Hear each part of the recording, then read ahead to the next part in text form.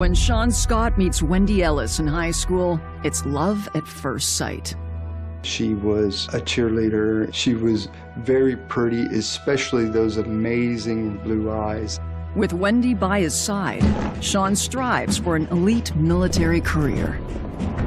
I had been accepted by West Point. West Point is the country's most prestigious military academy. Very few people actually make it all the way through and graduate. But Wendy's demands put Sean on the defensive. You're talking about a guy that won 2 Bronze Stars, and he's thinking everything's okay on the home front. She could very much damage his entire career. He could be court-martialed. I was terrified of what was going to come next. And the final assault is devastating. You never think that a person could be capable of something like that. The enemy was not abroad. The enemy was in his own household. I was born in Toccoa, which is also a Cherokee word for the beautiful. It's a small town, so you see everybody, especially from middle school through high school, almost every day. Sean Scott grows up as a devout Southern Baptist in the small town in Georgia where his parents meet in 1973.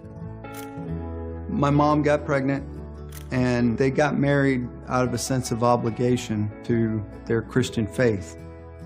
They got divorced, and my mom met Don the next summer. The gentleman that I call my dad, Don Scott, adopted me in 1981. And I always felt like he dearly loved me. Dad never made me feel any different from the rest of the Scott family. Don marries Sean's mother, and 8 years later, Sean's half-brother Daniel is born. When I was very little, Sean and I were very close. He was my childhood hero. Sean was this rock star. Everyone knew who he was, everyone liked him, everyone was always wanting to talk to him. He was on the football team. That was the #1 football team in the state for many years. I wanted to do nothing more than to be Sean.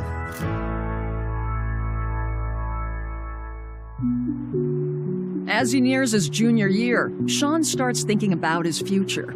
He has huge aspirations for college, but his mom is an artist, and his stepdad is retired from the Navy. And both my mom and dad sat me down and said, look, son, we're concerned that if you're going to go to college, you're going to have to figure out how to finance it yourself because we don't have the means to help you. So I started looking for all the schools that had cheap tuition, and then I landed on the United States Military Academy at West Point, and tuition per semester was $0. I'm like, wow, that's going to be easy to afford. But West Point is the most prestigious military academy in the country and extremely difficult to get into. So I spent a lot of time from 10th grade on in the guidance counselor's office. That's how I came into Trish Ellis's circle of awareness. Trish Ellis, a bookkeeper at the school inside the guidance department, is the wife of a prominent pharmacist in town and the mother of Wendy Ellis. Wendy was very outgoing and friendly, smiling all the time. She was a cheerleader. I do remember Trish Ellis, Wendy's mother, being very, very much supportive of Sean. I believe that she saw that that would be very promising for her daughter.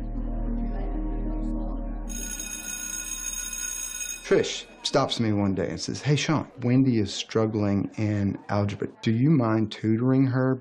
And we'll be happy to pay you. I'm like, I'll do that for free. I'll pay you to do that. Wendy pretended to be struggling to learn and not be able to understand. She would bat her eyes at me, which really excited me. I was just mesmerized by the radiant blue eyes that she had.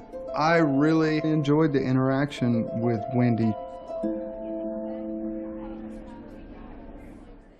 During the last semester of his senior year, Sean notices that Wendy is absent from school. I passed Trish's office and I said, "Hey, Trish, I haven't seen Wendy in school in like 2 weeks. Is she all right?" And she says, "Oh, well, it's pretty sad, but she's in the hospital down near Atlanta for a eating disorder, bulimia and anorexia."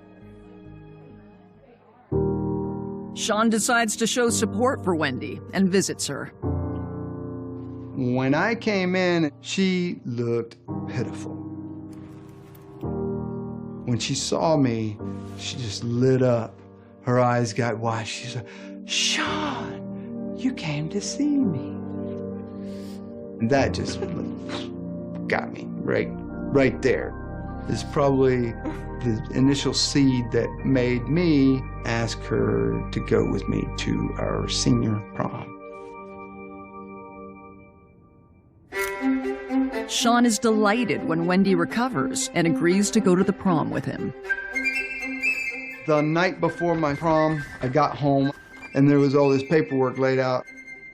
There's a set of orders with my name on it, and there's instructions to coordinate travel to West Point. I was so relieved. The next afternoon, I picked up Wendy. We took pictures, and then we were off to dinner and then to the high school gymnasium. The news of Sean's acceptance into West Point spreads throughout the dance. Herb and Trish Ellis were chaperones, and they looked like they were overjoyed. Wendy said, "Oh, everyone is so proud of you, and I love you so much." You know, that night, I probably said I love you so that she would kiss me again.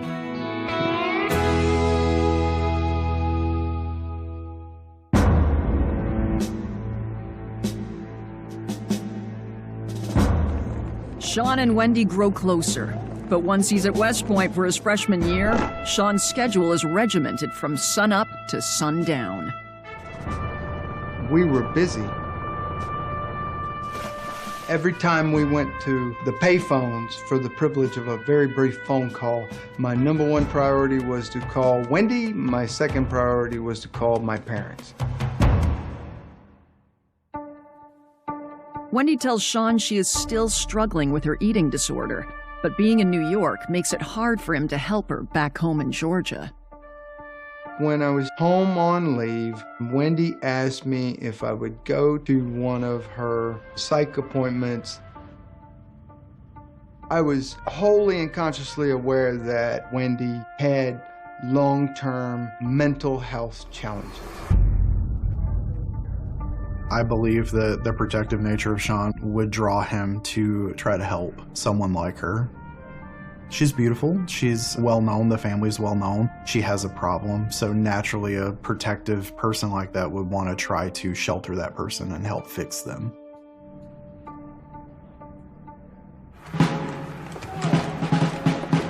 At West Point, the years in the calendar seem to fly by, but every day seems like it's an eternity.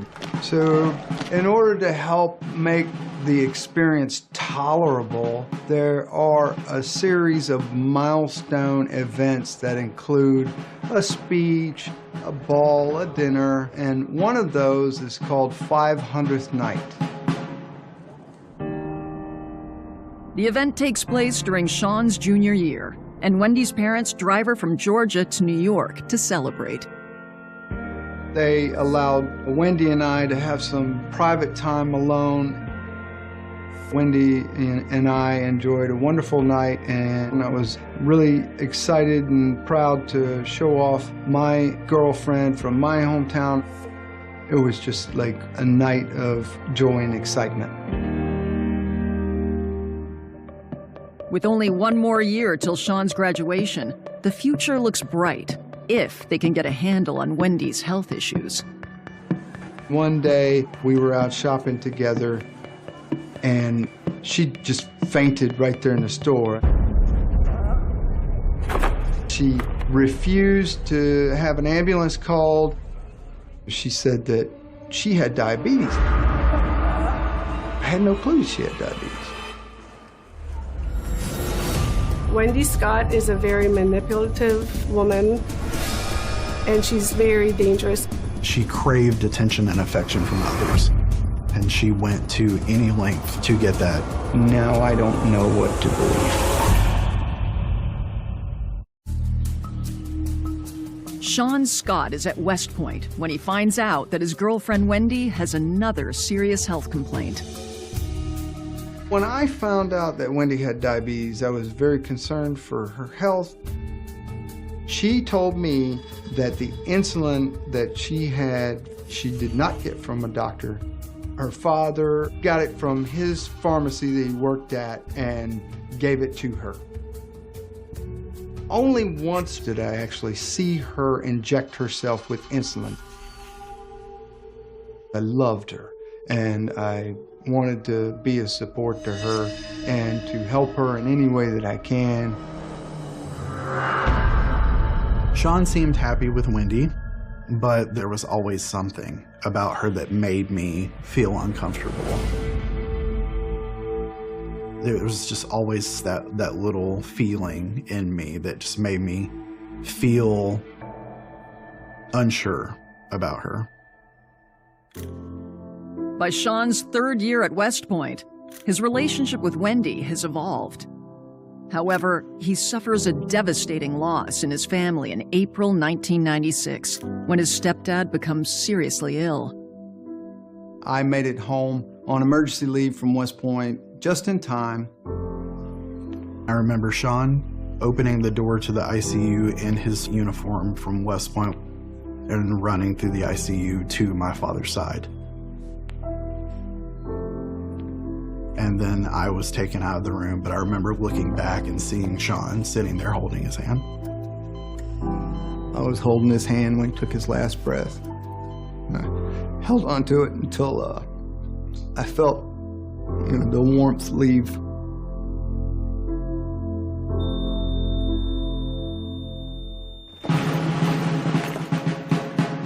The next year, Sean's stepdad's absence is felt at his graduation from West Point.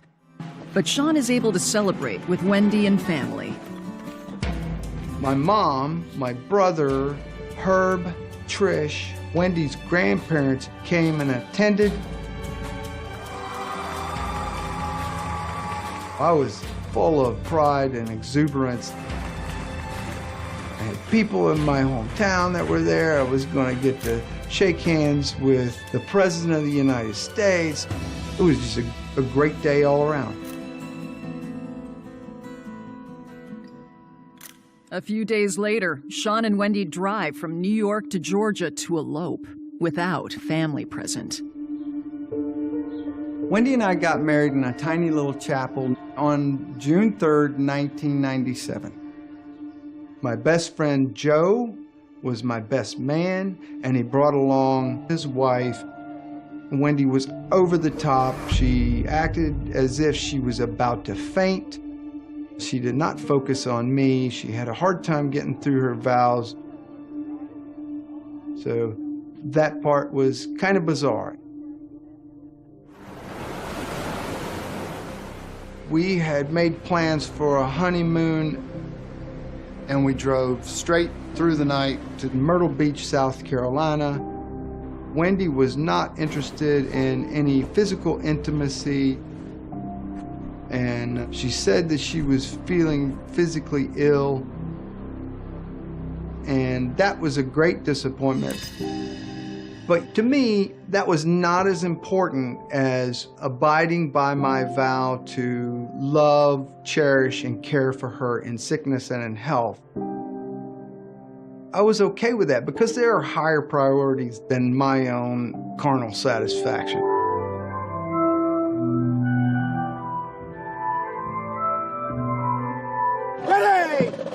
A year later, in 1998, after taking the U.S. Army Engineer Officers Course, Wendy and Sean moved to Columbia, Georgia, just a few hours from home. My first permanent duty station in the Army was Fort Benning in Georgia. And we went and did fun things by ourselves and with other people, my West Point classmates included. Later that year, Hurricane Mitch devastates Central America, and Sean is deployed as part of the Army Corps of Engineers. When Sean returns to Fort Benning, he finds Wendy in a health crisis. Wendy had gotten a referral to an oncologist because there were some irregularities in her blood work. She told me, "Oh my God, Sean, what if I have cancer?" And then the oncologist broke the news to me that he felt, in his professional opinion, Wendy had leukemia. I couldn't believe it. It was just another shock. I never shaved my own head, but I helped her shave hers. I rarely cried. I definitely cried tears that dripped on her head while I was helping her shave it. She was so grateful, and we had intimate contact that we hadn't had in months or maybe even in years at that point.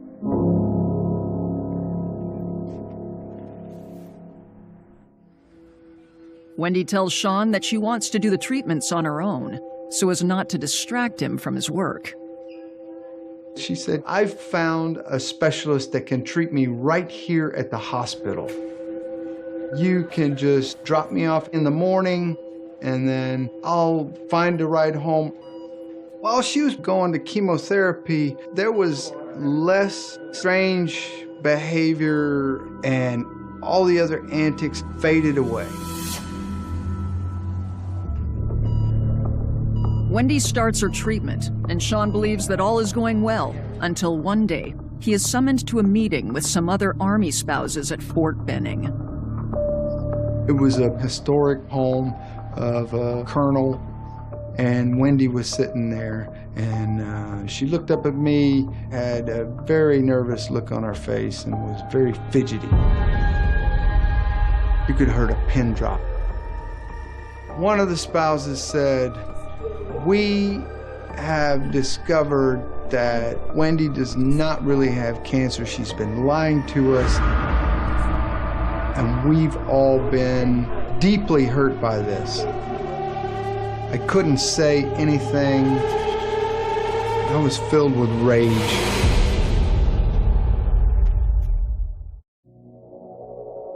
Second Lieutenant Sean Scott has been told by a group of Army spouses that his wife Wendy is faking having cancer. I was just devastated, embarrassed. I felt sick to my stomach. I couldn't say anything except, "Thank you for bringing this to my attention. I am so sorry that this happened." I learned that one of the church community saw her at the hospital. She just walked around like a normal person, and she wasn't behaving like she would behave at church, where she would present as if she was deathly ill and unable to perform activities of daily living on her own and needed help. But how did Wendy trick her oncologist into a leukemia diagnosis? I was finally coming to grips with an escalating pattern of behavior. I believe Wendy figured out how to manipulate her body so that her blood work came back such that more than one medical provider was convinced that she had leukemia. He had worked very hard to get to where he was, and he had a very promising career ahead of him. The situation that she put them in could very much damage his entire career.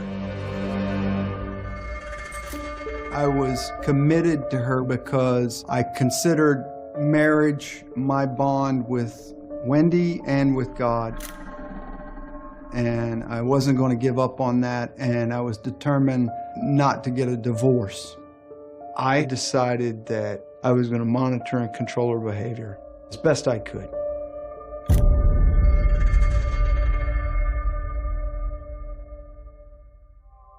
For the next 2 years, Sean focuses on the demands of his career and spends less and less time with Wendy. In April of 2002, he is notified that Wendy is in the ER because of a complication related to her diabetes. The physician on call was present. After the whole cancer thing, I knew from then on that she was faking. She found some new docs who didn't know her backstory. I said, look, doc, I respect what you do, and I just want you to know that I know without a shadow of a doubt that my wife does not have diabetes. Never has. He paused, looked at me in the eyes for a second and said, okay, would you like for me to put her on a 72-hour hold? I came in and told her she was going to a psych ward, and she was livid. She was throwing objects at me. She was yelling at me.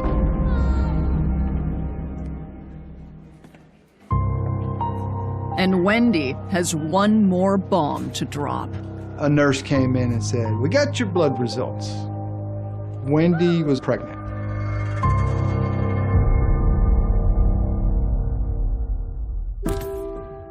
On December 13th, 2002, Sean and Wendy's daughter is born with hydrocephalus, a condition that will require multiple surgeries. When our daughter was born, Wendy's behaviors regarding her own health just disappeared. It was like magic. I found out that I was deploying. I was amped and energized and excited to exercise my leadership in the role of company commander.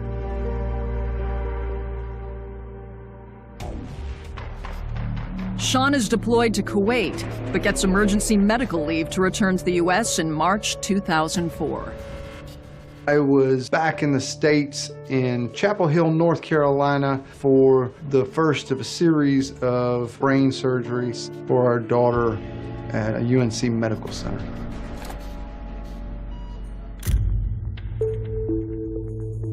My personal belief is that the hydrocephalus condition, which was diagnosed as Chiari malformation, was congenital. In 2004, my daughter began developing symptoms from vomiting to abnormal eating behavior to constant diarrhea. Sean is now stationed at Fort Detrick, Maryland, so that the family can be close to Walter Reed Medical Center, where their daughter is a frequent visitor. The doctors were unsure as to what exactly was wrong. They were pursuing the option of leukemia, and they were doing everything that they could to help her. Over the next 3 years, Sean and Wendy pull closer together. Wendy is no longer faking health issues and gives birth to a son who is underweight but otherwise healthy. At Walter Reed, the doctors cannot determine the cause of Sean's daughter's ongoing symptoms. My daughter underwent hundreds of diagnostic procedures. The spinal tap, that's an extremely painful procedure, and it was gut-wrenching, heartbreaking to be present and in the room with her.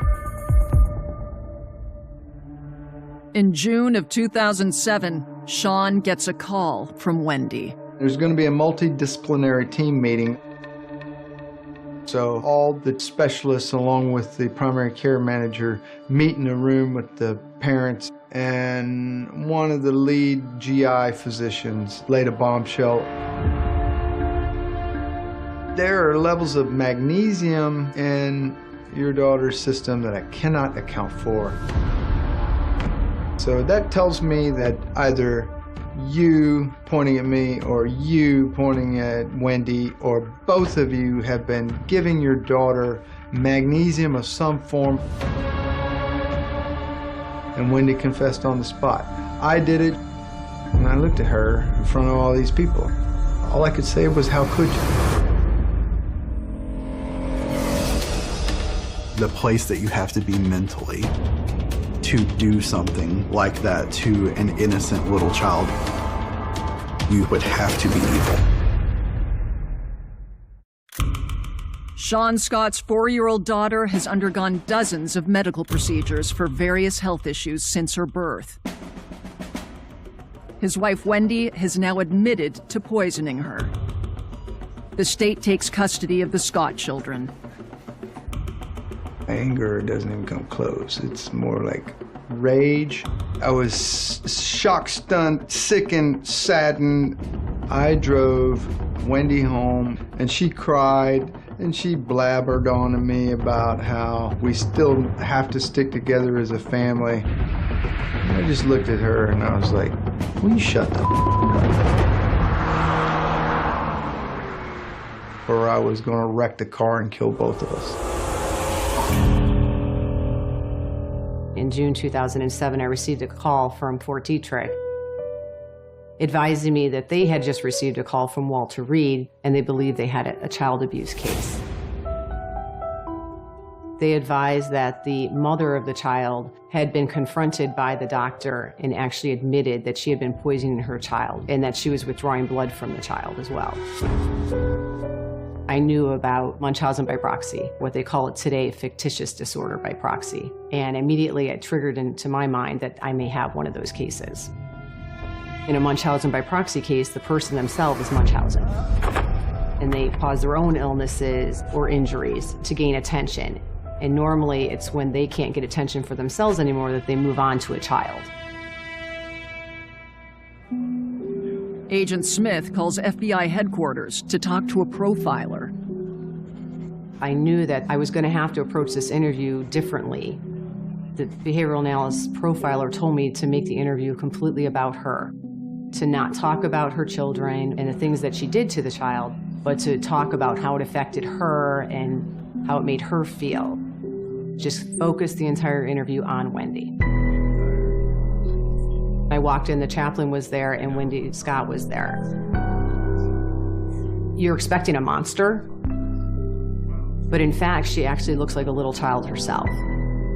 She comes across very innocent, very naive, someone that you want to protect. Wendy showed absolutely no remorse during the interview. I realized that I did in fact have a Munchausen by proxy case, that she was truly injuring her child to gain attention for herself. And so my goal at that point was to get as much evidence as I could. I was able to get consent from Wendy to search the house.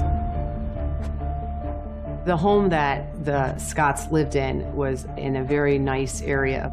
The house was very organized and clean. Similarly, so was the victim child's bedroom. It was a beautiful bedroom. It looked like she cared very deeply for this child by the way that the room was presented. I spoke to the team leader of our evidence response team that went directly to the kitchen trash can.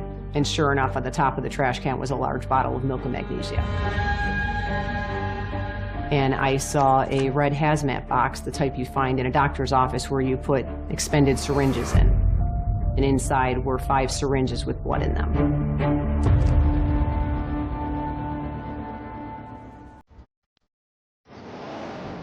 I actually took the photo books to see if they told any type of story. I was able to see things such as the child had straight hair. And I saw that Wendy had taken pictures of this victim child when she was putting curlers in her hair. I later interviewed the doctors at Walter Reed. They all described her as looking like Shirley Temple, who had curly hair. She wanted her daughter to look adorable and all the doctors to fall in love with her, to be the cutest kid on the floor, if you will. Wendy would do the child's hair in advance the night before, and then she would do something to the child to induce the symptoms that resulted in her bringing the child to the hospital. So it showed premeditation. I did learn through my investigation that Wendy herself had feigned illness at a previous base. She claimed she had leukemia, she was in a wheelchair, she'd shaved her head. She even shaved her eyebrows, literally had everyone absolutely convinced that she had it. She figured out a way to cause those type of symptoms in herself, and she was trying to do the same thing to her daughter. Sean must now prove he is a fit parent to regain custody of his children. I had a court date immediately. had to hire my own attorney. It was really devastating to him. But he picked himself up and began to make sure the children had a stable, safe place to be. The evidence, timing, and Sean's record of conduct eventually exonerate him from suspicion. Sean Scott had been serving his country, only to find that the enemy was not abroad. The enemy was in his own household, nearly killing his child. When the victim and the younger sibling were in Sean Scott's custody, they immediately started improving. The symptoms that the child presented with at Walter Reed Medical Center never, ever recurred. After convincing a judge that I was a fit parent, I got legal custody of my children. The case goes from FBI jurisdiction during the investigation to Maryland state prosecutors as they prepare for an indictment. Agent Smith reviewed with me the information she received from Dr. Delormier, the attending physician at Walter Reed Medical Center. This woman was causing her child a near-death medical condition. The symptoms progressed to dramatic blood loss to the point where on 3 different occasions that the child had to be transfused. Dr. Delormier testified that the child could very well have died with the amount of blood that was taken from her system. It was dangerous enough that as a prosecutor, I had to make sure that she never had contact with that child again, with her younger child, or with any child. That was my focus. On November 16, 2007, Wendy Scott is indicted on 15 charges. She was charged with at least 2 counts of first-degree child abuse, second-degree child abuse, first-degree assault, second-degree assault, and reckless endangerment. On March 13, 2008, Wendy Scott pleads guilty to first-degree child abuse. In exchange for dismissing the remaining counts, the defense agreed that at sentencing, the parties would be free to argue as to what the appropriate sentence would be. Wendy's sentencing hearing takes place 2 months later. When she first came into court, she was just fluttering around, smiling, talking to people. It was clear she wanted to be the center of attention. But she did not testify during the sentencing hearing. The state presented testimony principally from Dr. Delormier. He was so incensed by this whole incident and what that child had suffered. Because of the blood loss levels, the myriad of tests that she had had to undergo, the radiology she was subjected to, his testimony went to the permanency of the injury to that young victim. The defense, they were arguing that she didn't intend to hurt the child. And the only reason she was doing it was because of her own mental disorder. She'd been diagnosed with a borderline personality disorder. One of the manifestations of that was the fictitious disorder and fictitious disorder by proxy. But she knew that the blood she was withdrawing was causing the child to be transfused at least 3 times. And for her to say that she didn't know that what she was doing was causing harm is just not defensible.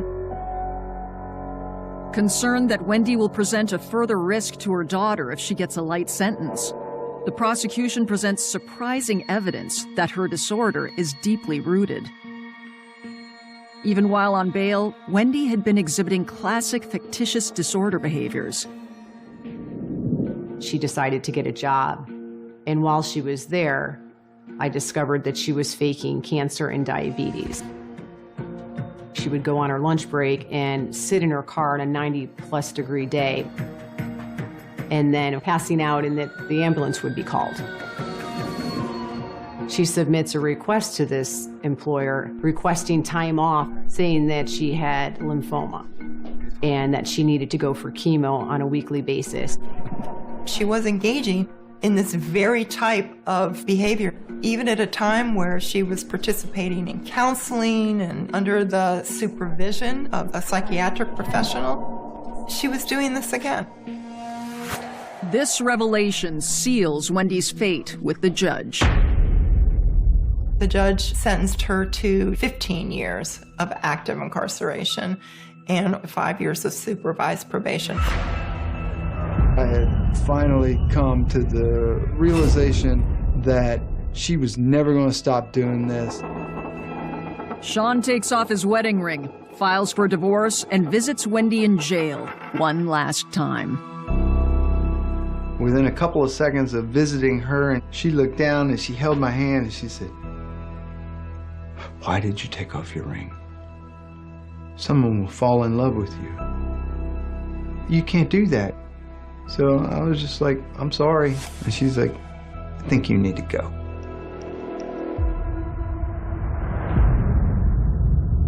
After 11 years of trauma, Sean is free to find love with a new partner and discovers there is light at the end of the tunnel. My brother and Sean worked together at Walter Reed. We were both going through divorces about the same time, and we were friends. I wanted to help Sean primarily because I knew what a wonderful man he was. As a mother, it's an overwhelming story to hear. It still hurts to this day. Yeah, I felt terrible for him because it was a lot.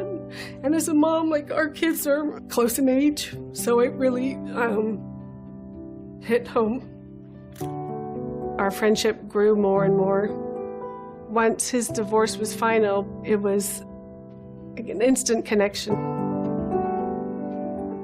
Sean's children needed a lot of healing and love and support due to the damage that was caused by Wendy Scott. In 2010, Sean and Rachel marry and blend their families. Rachel becomes the loving and protective mother Sean's kids have never known. While Sean was deployed to Afghanistan, Wendy submitted a request for reconsideration. She wanted to reduce her prison time, and we feel that she coordinated that request in knowing that Sean was in Afghanistan, and so I attended that request. It was probably the most terrifying day of my life because I really didn't want to see Wendy in person. But I was also proud to speak on the kid's behalf because he was obviously not able to be there. For the first time since her arrest, Wendy takes the stand. You start by telling him your name. Wendy Michelle Scott. Do you have any children? Yes, I do. She obviously presented a very positive picture of her accomplishments. Do you currently believe you're a danger to the community? No, I am not. Not one mention was made about the child. She knew that her counseling would not be successful if she was not able to be honest. So I asked her, "Tell me what you did to your daughter." Ms. Scott, could you tell us, please, what you did to... And she was very taken aback by that. The defense, of course, objected to it, and the judge wanted to hear the answer, too. She hemmed and she hawed. Miss Angel, I am not a doctor. I cannot honestly, under oath, say that I know exactly what I did to her. I don't know. And I don't think she ever really did answer my question. I just said, I have nothing more. I don't have any more questions. And then I read a victim impact statement. She works hard every single day of her life to try to be a typical kid. She will be scarred forever. It is something that we will deal with for the rest of her life. And part of that was I had said that his daughter had her feeding tube removed. And as I was saying that, there was a cheer from Wendy, like, yay! Thank goodness I had the DA and the FBI agent on both sides of me because I think I would have done something mean. She did this to her daughter, and I'm the one that, along with Sean, we got rid of it and reached that milestone together. The damage and the harm that she did to an innocent little girl is just baffling. I think it's evil. Ms. Scott, that sentence I imposed then was appropriate, and it remains appropriate. You nearly killed her, and your motion to modify is denied.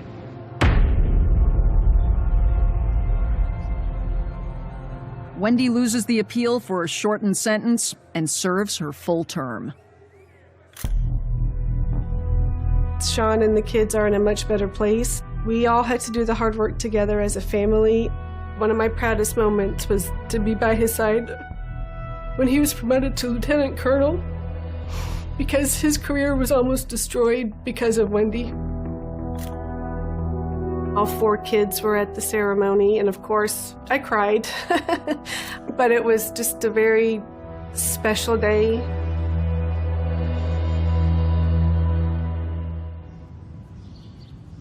Sean is a proud and intensely private man, but he tells his story to warn others. I'm at peace with it now. I'm okay. I cherish and appreciate the love and support that my wife and my children and my extended family and all my friends have given me to be able to get to the point. My purpose and mission will be to help somebody out there who's doubting themselves. Take action, don't hesitate, seek help. If you got doubts or questions, talk to somebody. Sean is joyful in his new life and has high hopes for the future of his children. They're strong, resilient children. I'm very proud of them. They're going to go on to do great things in their own right out there. This story is a work of fiction. All characters, locations, and events are fictional. North Dakota, 1989. A frozen highway, a forgotten town, and a mystery buried so deep that an entire generation stopped asking questions. For 36 years, everyone believed the truth had disappeared with her, until someone opened a forgotten box. And inside was something nobody was supposed to find. A photograph, a handwritten confession, and a name that changed everything. The winter of 1989 was one of the harshest in North Dakota history. Snow covered empty roads. Temperatures dropped below freezing for days. Small towns became isolated islands surrounded by endless white fields and silent highways. In the quiet farming community of Black River County, people knew everyone. They knew who left town. They knew who came home. They knew every vehicle parked outside every house. That was why the disappearance of 24-year-old Emily Carter shocked everyone. Because Emily was not someone who vanished without being noticed. She was the person people remembered. The woman who worked late shifts at the county newspaper office. The woman who photographed local events. The woman who wrote stories about people nobody else cared about. Emily believed every person had a story. Every abandoned building. Every forgotten family. Every old document hidden away in a dusty archive. She searched for things others ignored. And that curiosity would become the reason she disappeared. On the evening of November 14th, 1989, Emily left the Black River County Chronicle shortly after 9:30 p.m. Her editor remembered the final conversation they had. Emily was excited. She believed she had found something important, something connected to an old property dispute that had been forgotten for years. She told him she needed to check one final source before publishing the story. She grabbed her coat, picked up her camera, and walked outside into the freezing night. That was the last confirmed moment anyone saw Emily Carter alive. Her car was discovered the next morning near an abandoned farmhouse 12 miles outside town. The engine was cold. The driver's door was unlocked. Her camera was still inside. Her notebook was on the passenger seat. But Emily was gone. There was no obvious struggle. No broken glass. No signs of a crash. Only one strange detail. A single photograph was missing from her camera. The final photograph she had taken that night. Investigators searched the area immediately. The abandoned farmhouse became the center of one of the largest searches Black River County had ever seen. Volunteers walked through snow-covered fields. Police searched barns, empty houses, and frozen waterways. Helicopters scanned miles of farmland. But the winter landscape gave them nothing. No footprints. No cluing. No evidence. Emily Carter had vanished into the darkness. At first, investigators believed she had left voluntarily. Maybe she was following a story. Maybe she discovered something and decided to disappear. But that theory collapsed quickly. Emily left behind everything important. Her apartment was untouched. Her bank account was inactive. Her passport remained inside a drawer. Her family insisted she would never abandon her life without explanation. She had plans. She had unfinished stories. She had promised her younger brother she would spend Thanksgiving with the family. She never broke promises. The investigation slowly shifted from missing person to possible crime. Detectives examined Emily's final weeks. They discovered she had been researching an old land development project from the 1970s, a project known as the Northern Plains Initiative. Officially, it was a failed agriculture expansion plan, a forgotten business attempt that collapsed before completion. But Emily found inconsistencies, property records that did not match, names that appeared and disappeared from documents, financial transfers that made no sense. She believed someone had hidden something connected to land, money, and powerful people in the county. 3 days before she disappeared, Emily wrote one sentence in her notebook. Someone erased the past. I need to know why. Those words became the center of the investigation, because detectives realized Emily was not simply researching history. She was following a trail someone had spent years trying to bury. The first major lead came from an unexpected witness. An elderly farmer named Walter Hayes reported seeing Emily's vehicle near the abandoned farmhouse. He remembered because the location was unusual. Nobody went there. The property had been empty for almost 15 years. Walter told investigators he saw another vehicle nearby, a dark pickup truck, parked behind the old barn. He could not identify the driver. He could not remember the license plate, but he remembered one detail. The truck had a damaged rear light. Investigators searched hundreds of vehicles across the county. Nothing. The lead disappeared. Just like Emily. Months passed. Then years. The newspaper that Emily worked for published updates every anniversary. Her photograph appeared on the front page. The headline always asked the same question. Where's Emily Carter? But as time passed, fewer people remembered. The investigation became another cold case. The file moved from detective to detective. New officers inherited old boxes. Old evidence collected dust. The abandoned farmhouse became just another forgotten location on a map until 36 years later, when construction workers renovating an old storage building discovered something hidden behind a false wall, a wooden box covered in dust, locked with a rusted metal clasp. Inside was a collection of items wrapped carefully in faded cloth, an old camera film, a newspaper clipping, and a letter dated November 15, 1989, the day after Emily Carter disappeared. The letter contained only one sentence. I know what happened to Emily, but I was too afraid to speak.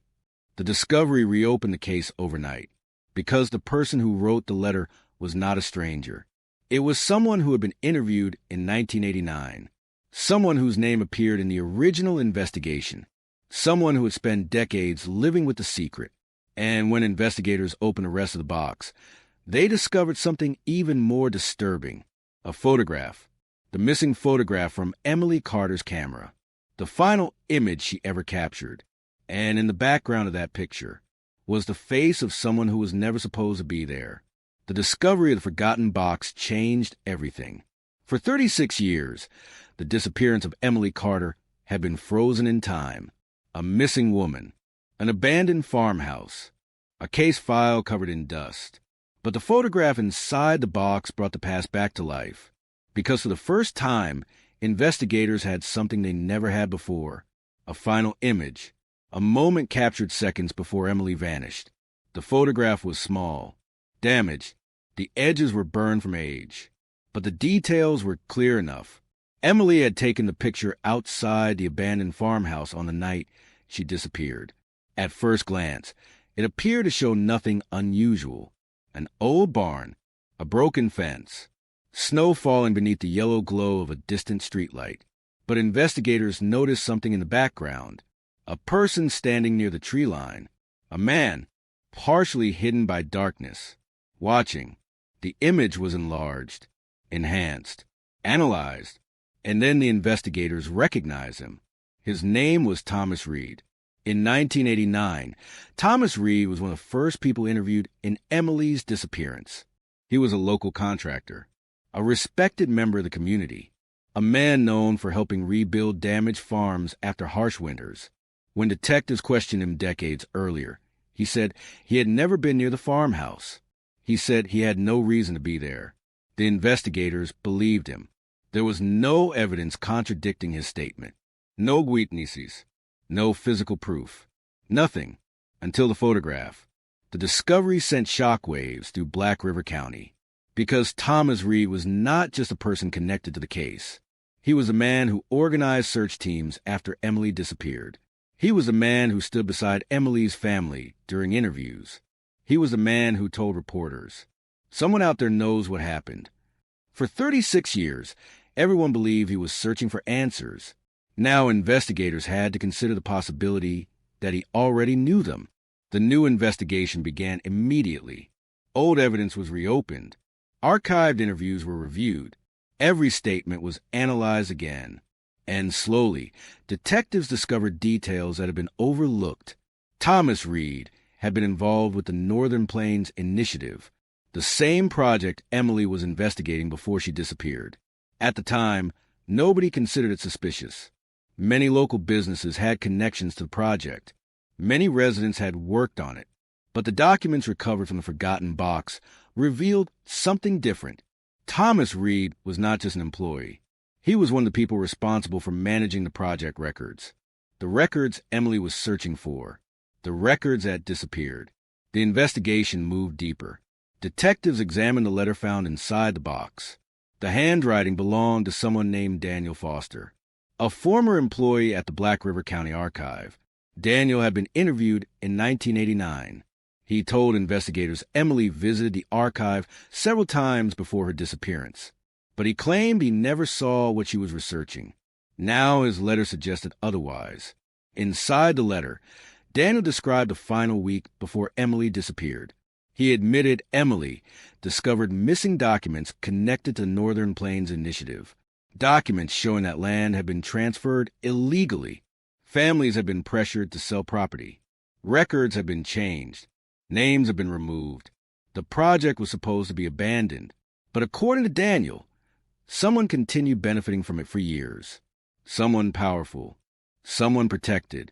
Emily discovered the pattern, and she decided to expose it. The letter explained that Emily came to him for help. She believed the county archive contained the original records, the evidence that could prove everything. Daniel admitted he helped her access restricted files.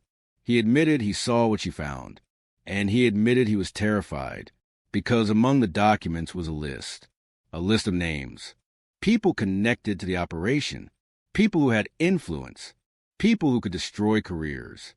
The final paragraph of Daniel's letter was the most disturbing. Emily thought the truth would protect her. She didn't understand that some people fear the truth more than anything else. Investigators now had a new theory. Emily was not taken because of a personal conflict. She was targeted because she found something someone wanted hidden. The question was no longer, where did Emily go? The question became, who knew she was looking? The answer came from Emily's own newspaper office. Investigators discovered a forgotten archive of her work. Hundreds of notes, interview recordings, draft articles, photographs. One folder was marked, Northern Plains Final Investigation. Inside were Emily's personal notes. The final entry was written on the afternoon before she disappeared. I know who is protecting them. Below that sentence was a name. Not Thomas Reed. Not Daniel Foster. Someone else. Someone nobody had investigated in 1989. The name belonged to a man who had spent decades appearing in public as one of Black River County's most respected figures. A businessman, a community leader, a person who donated money to schools and charities.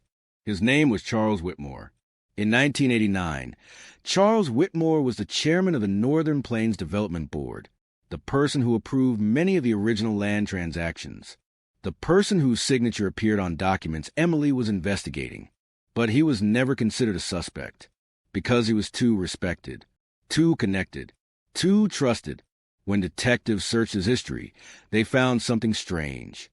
3 months after Emily disappeared, Charles Whitmore left the county. He claimed it was retirement, a peaceful move away from business. But the timing was impossible to ignore. The investigation team tracked him down, now living in another state, older, weaker, but still alive. When investigators showed him the photograph from Emily's camera, he said nothing. For nearly a minute, he stared at the image. Then he asked one question. Who found that box? The detectives noticed something immediately. Not surprise, not confusion, fear. Charles Whitmore knew the box existed before anyone told him. And that meant only one thing. The forgotten box was not just evidence. It was something someone had been searching for, something someone believed would never be found. The investigators returned to the storage building where the box was discovered. They searched every inch, behind the wall, under the floor, inside the old construction materials. And there they found another hidden compartment. Inside was a second envelope. No name, no date, only one sentence written across the front. If this is opened, they already know the truth is coming. Inside the envelope was a final piece of evidence, a recording, a voice from 1989, a voice that revealed what happened on the night Emily Carter disappeared. And when investigators heard the first few seconds of the recording, they realized the person who recorded it had been inside the farmhouse that night. The recording began with silence, not the silence of an empty room, the silence of someone afraid to speak. For several seconds, investigators heard only breathing, a faint movement, the sound of a chair shifting across the floor. Then a voice, low, unsteady, whispering, "My name is Daniel Foster. If anyone hears this, I was there that night." The investigation room became completely silent because Daniel Foster had spent 36 years telling everyone the same story. He had never seen Emily after she left the newspaper office. He had never been near the farmhouse. He had no idea what happened, but the recording proved he was lying. The question was why? Why would someone who claimed to care about Emily hide the truth for decades? The answer came slowly, and it was more complicated than anyone expected. Daniel's recording was not a confession. It was a warning.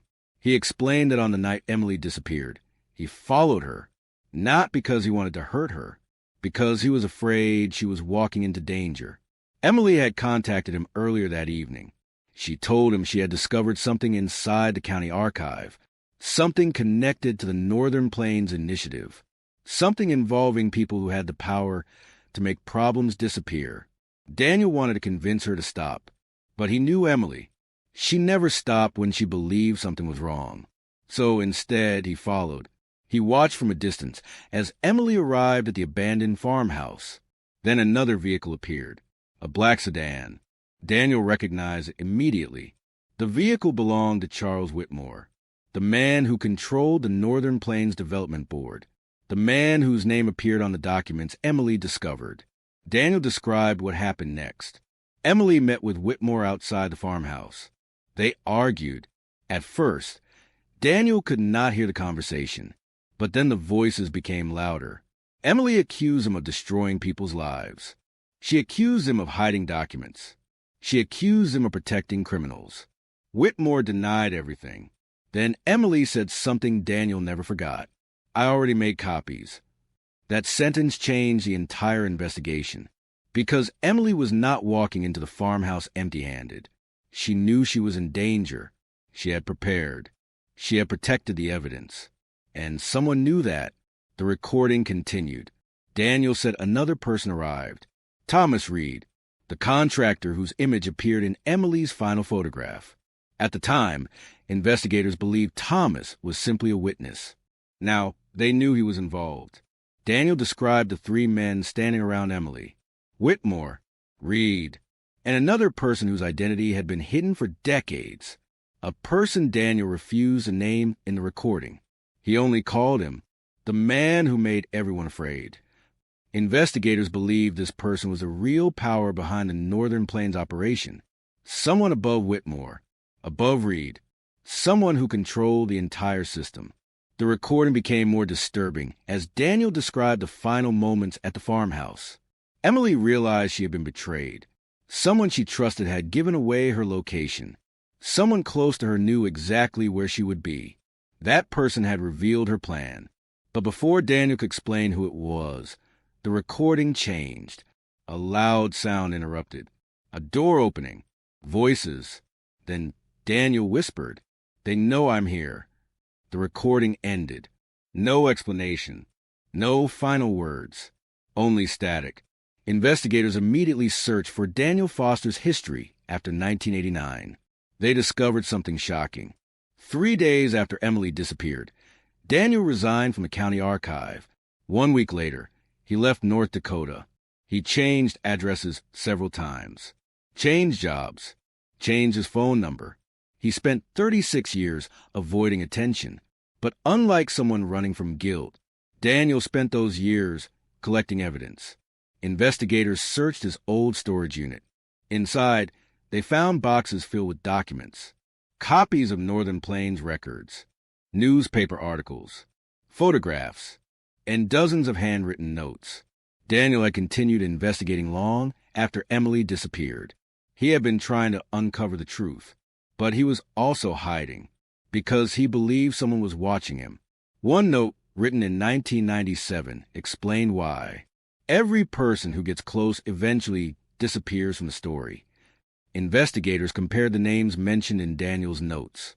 Several people connected to Northern Plains had vanished from public life. Some moved away. Some suddenly changed careers. Some refused to discuss the project. The pattern was clear. Anyone who knew too much eventually became silent. The case expanded. What began as Emily Carter's disappearance became an investigation into a decades-old network of corruption. But one mystery remained. Where was Emily? The evidence suggested she was taken from the farmhouse, but nobody knew where she went afterward, until investigators discovered another item inside Daniel's storage unit. A map, old, folded, marked with handwritten coordinates. The location was 20 miles from the abandoned farmhouse, a place known as Black Ridge Quarry. The quarry had been closed since 1991, officially abandoned. No reason to search it. But the map changed everything, because beside the coordinates, Daniel had written 3 words. Emily was there. The investigation team moved immediately. The old quarry was searched for the first time in decades. The landscape had changed. Trees had grown. Buildings had collapsed. Snow covered most of the area. But beneath the frozen ground, investigators discovered something unexpected. A hidden underground storage room. Inside were boxes, hundreds of pages, old photographs, financial records, and a second recording. This one was different because the voice on it belonged to Emily Carter, the woman who disappeared in 1989, the woman everyone believed was gone forever. Her voice was calm, clear, and the first word she spoke changed the entire case. If someone is hearing this, it means I was right not to trust anyone. The recording continued. Emily had known someone close to her was involved. She had known her investigation had been discovered, and she had prepared a final plan.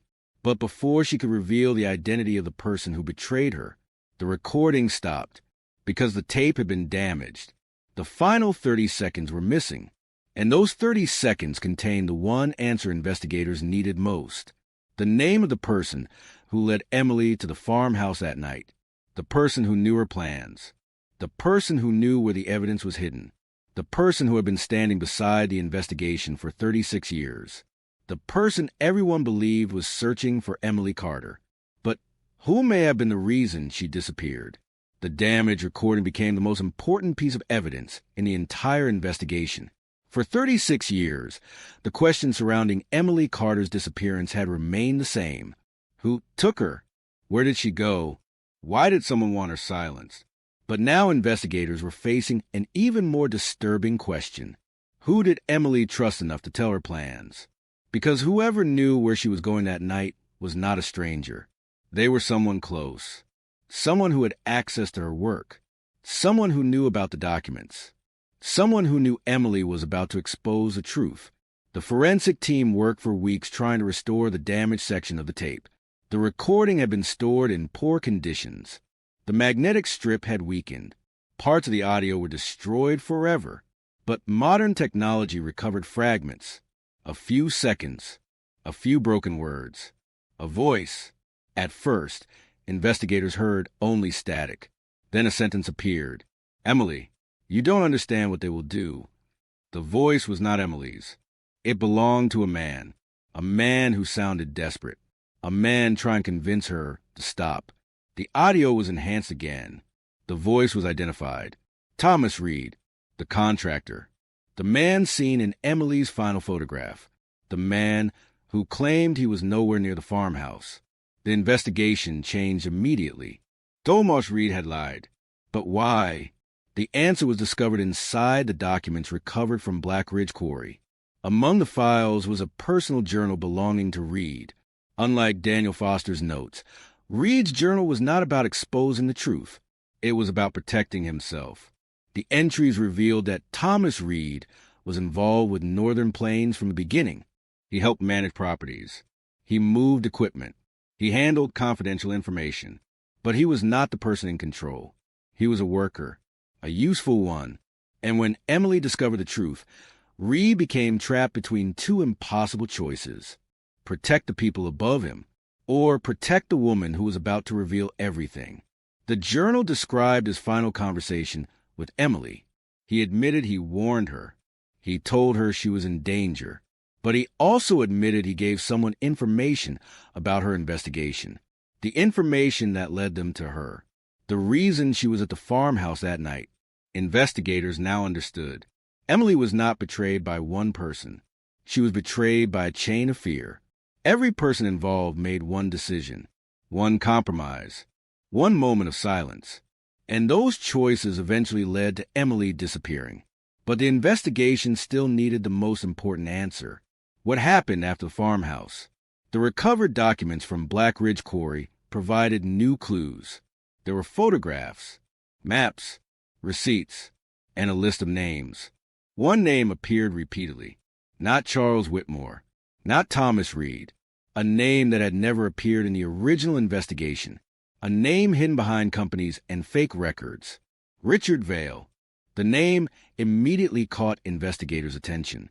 Richard Vail was a businessman who rarely appeared publicly. Unlike Whitmore, he avoided newspapers. Unlike Reed, he avoided local attention. He operated through companies, through investments, through people who worked for him. And according to the documents, he was the person financing the Northern Plains Initiative, the real power behind the project, the person everyone feared. Daniel Foster's recording finally made sense. The man who made everyone afraid. It was Richard Vail. Investigators searched for Vail. They discovered he had disappeared from public records years earlier. No interviews, no photographs, no public appearances. It was as if he had erased himself. But one document revealed something shocking. Richard Vail had not left. He had been living under another name, quietly, carefully, only a few hundred miles away. When investigators found him, he was an elderly man, weak, confined to a small house. But when they mentioned Emily Carter's name, his reaction said everything. He did not ask who Emily was. He did not ask why they were investigating. He simply said, the box was supposed to stay hidden. The investigators froze, because nobody had told him about the box. Nobody outside the investigation knew. Richard Vail knew, and that meant he had been watching, even after 36 years. The interview continued. At first, Vail refused to answer questions. He claimed he was old. He claimed he remembered nothing.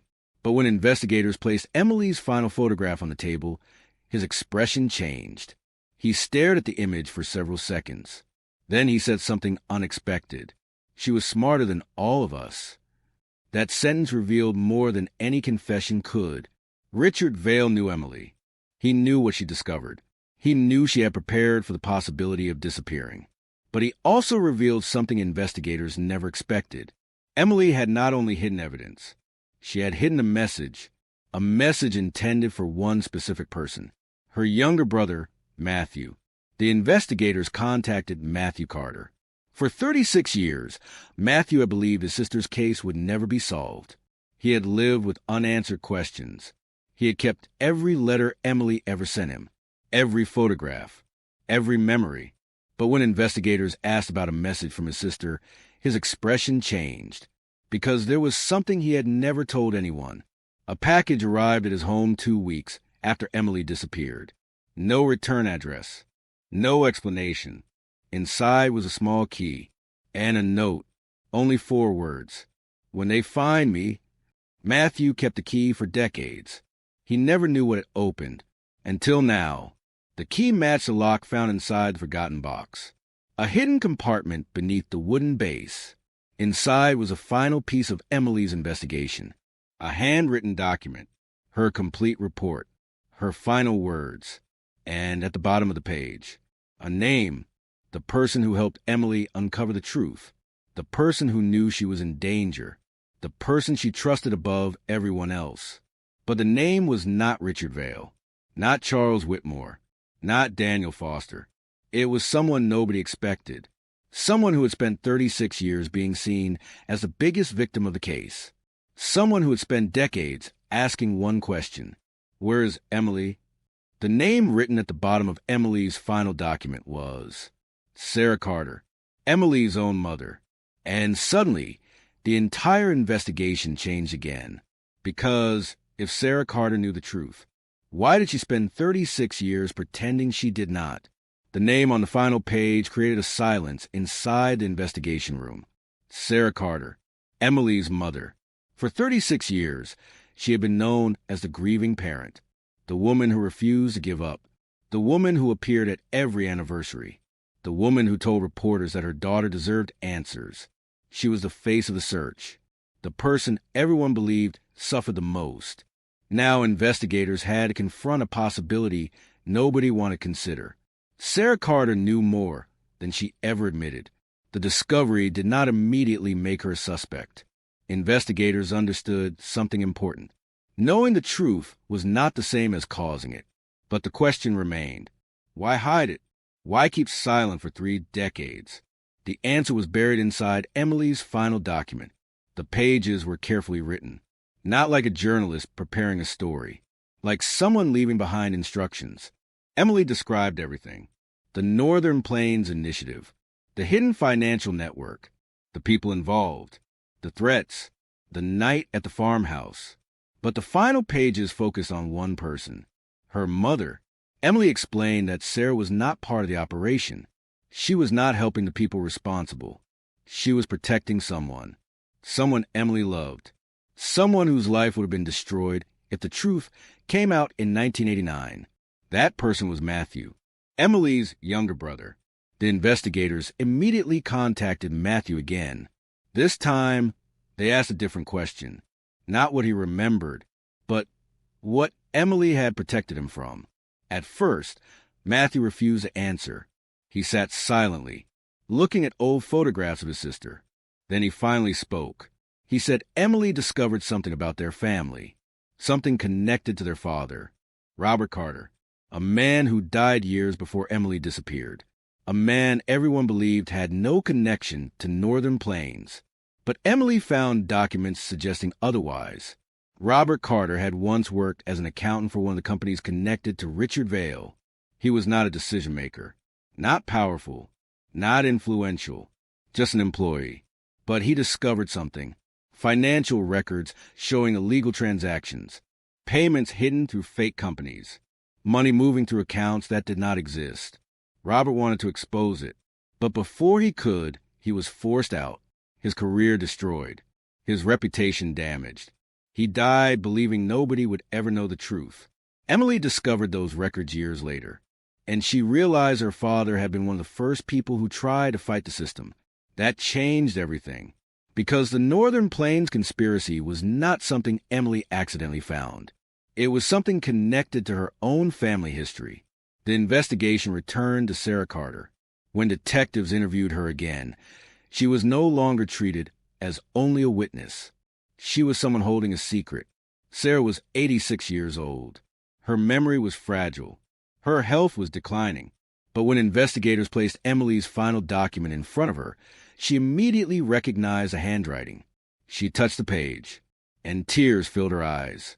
"I prayed someone would find this." Those were her first words. The investigators asked why she never revealed what she knew. Sarah looked at the old photograph of Emily. Then she answered, "Because Emily asked me not to." The room went quiet. Emily had asked her mother to stay silent, not forever, only until the right moment. Sarah explained that after Emily disappeared, she received a letter delivered by someone Emily trusted. Inside was a warning. Emily knew the people involved were watching everyone close to her. She knew if her family searched too aggressively, they could become targets. Sarah wanted justice. She wanted answers. But she also wanted to protect Matthew. The letter instructed her to do one thing. Wait until the evidence was strong enough. Wait until the people responsible could no longer destroy it. For decades, Sarah carried that burden. She allowed the world to believe she knew nothing. She allowed people to question her. She allowed herself to be seen as a grieving mother, because the truth was more important than her reputation. The investigators now understood. Sarah Carter was not hiding the truth. She was protecting it. The final mystery became Emily herself. What happened after the farmhouse? The evidence from Black Ridge Quarry finally provided the answer. The documents showed that Emily survived the night. She was taken from the farmhouse, but she was alive.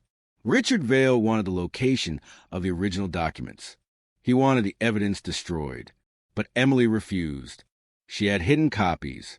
She had protected the truth, and because she refused to cooperate, Vail moved her to another location, a remote property outside Black River County, a place connected to an abandoned mining operation. Investigators searched the location. The building had collapsed decades earlier, but beneath the remains, they found something unexpected. A small room, hidden underground. Inside were personal belongings. Emily's coat, hair Kemla her notebook, and a final audio recording. The recording was damaged, but one voice was clear. Emily, her final message. She spoke quietly, almost calmly. If you found this, then they failed. She explained that she knew she might not return, but she believed the truth would survive. She named the people involved. She described how the operation worked. She revealed that Richard Vail was the person controlling everything. But then she said something investigators never expected. She said Richard Vail was not the only person responsible, because someone else helped him, someone inside law enforcement, someone who controlled the original investigation, someone who made sure certain evidence was ignored.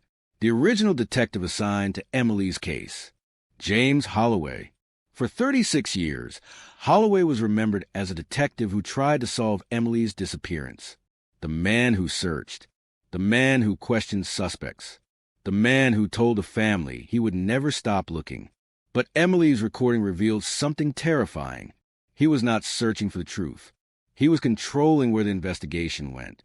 And when investigators reviewed the original case file, they found the proof, missing evidence, altered reports, witness statements that were never recorded.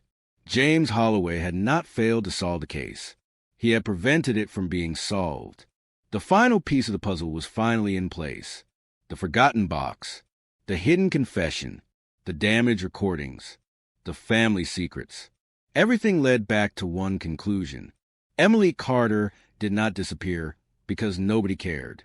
She disappeared because too many people cared about hiding the truth. The truth was finally ready to speak. The truth did not arrive like a victory. It arrived like a storm. After 36 years of unanswered questions, the investigation into Emily Carter's disappearance had finally reached a point where every lie, every missing document, every forgotten warning began connecting into one terrifying picture. But for the investigators, the hardest part was not discovering what happened. The hardest part was realizing how many opportunities existed to stop it. How many moments when someone could have spoken? How many times the truth came close to being revealed? And how many people chose silence instead? The name of Detective James Holloway changed the entire case. For decades, he had been remembered as the man who tried, the detective who stayed late reviewing files, the officer who walked through frozen fields searching for clues, the investigator who promised Emily's family that he would never abandon the case. But the recovered evidence painted a completely different picture. Holloway had not been careless. He had not been overwhelmed. He had not simply made mistakes. He had redirected the investigation on purpose. The original case files were reopened. Every page was scanned, every interview reviewed, every decision questioned, and investigators found inconsistencies everywhere. The first major discovery involved Emily's camera. In 1989, officers reported that the camera found inside her vehicle contained no useful evidence.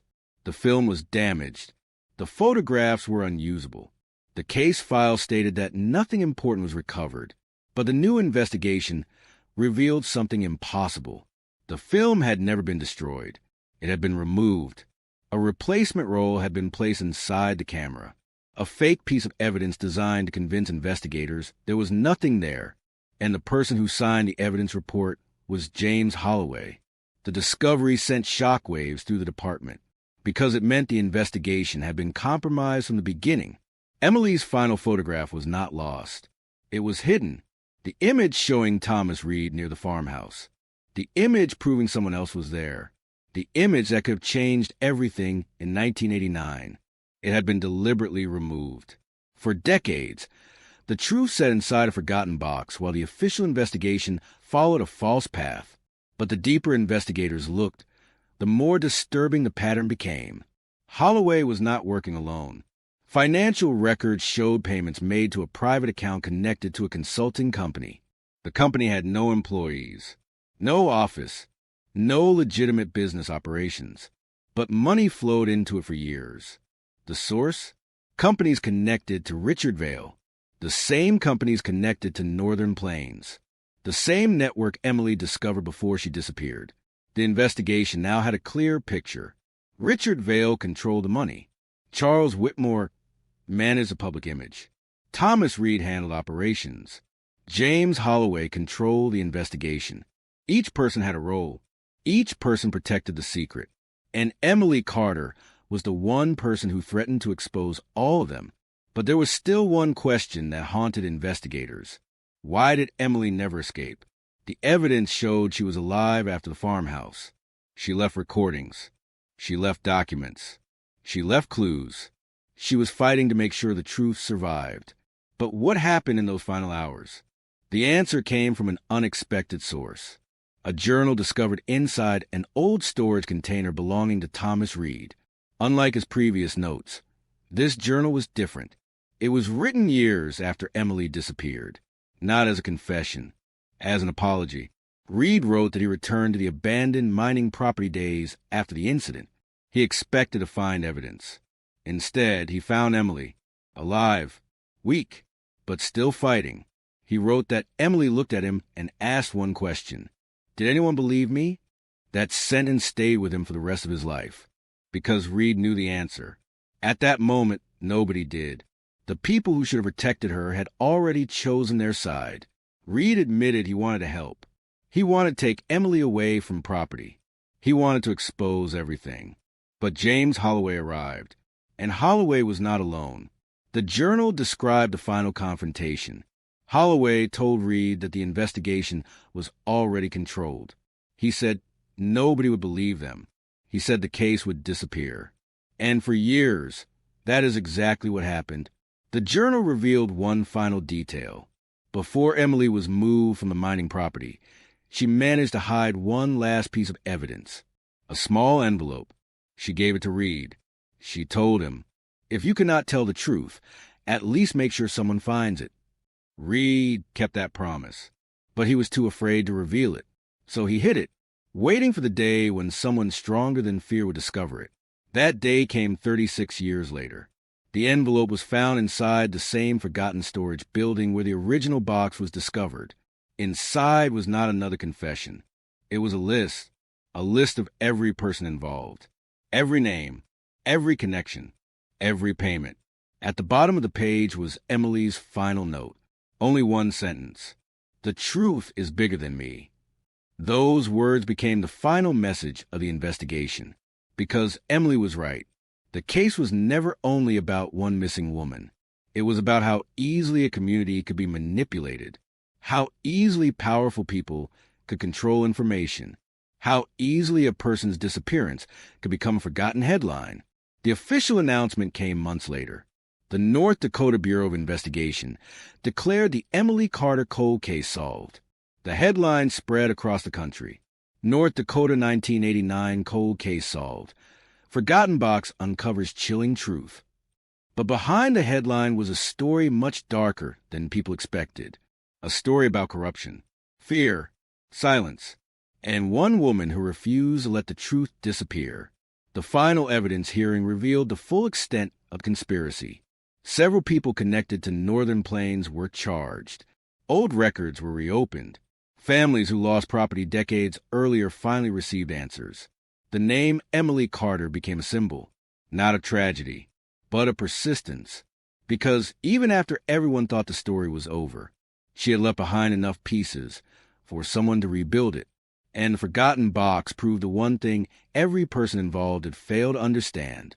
Secrets do not vanish. They wait, they survive, and eventually, someone finds them. The final investigation into Emily Carter's disappearance was no longer a missing person case. It was no longer a mystery. It had become something much bigger, a reckoning. For 36 years, the people responsible believed time was their greatest protection. They believed memories would fade. They believed witnesses would disappear. They believed documents would be lost. They believed a frozen night in North Dakota would eventually become nothing more than an old story people stopped telling. But they made one mistake. They forgot that the truth does not need everyone to remember.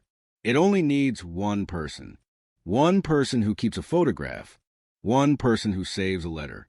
One person who refuses to throw away a forgotten box. And Emily Carter had made sure there would always be someone. The final evidence review began in a courtroom filled with families who had waited decades for answers.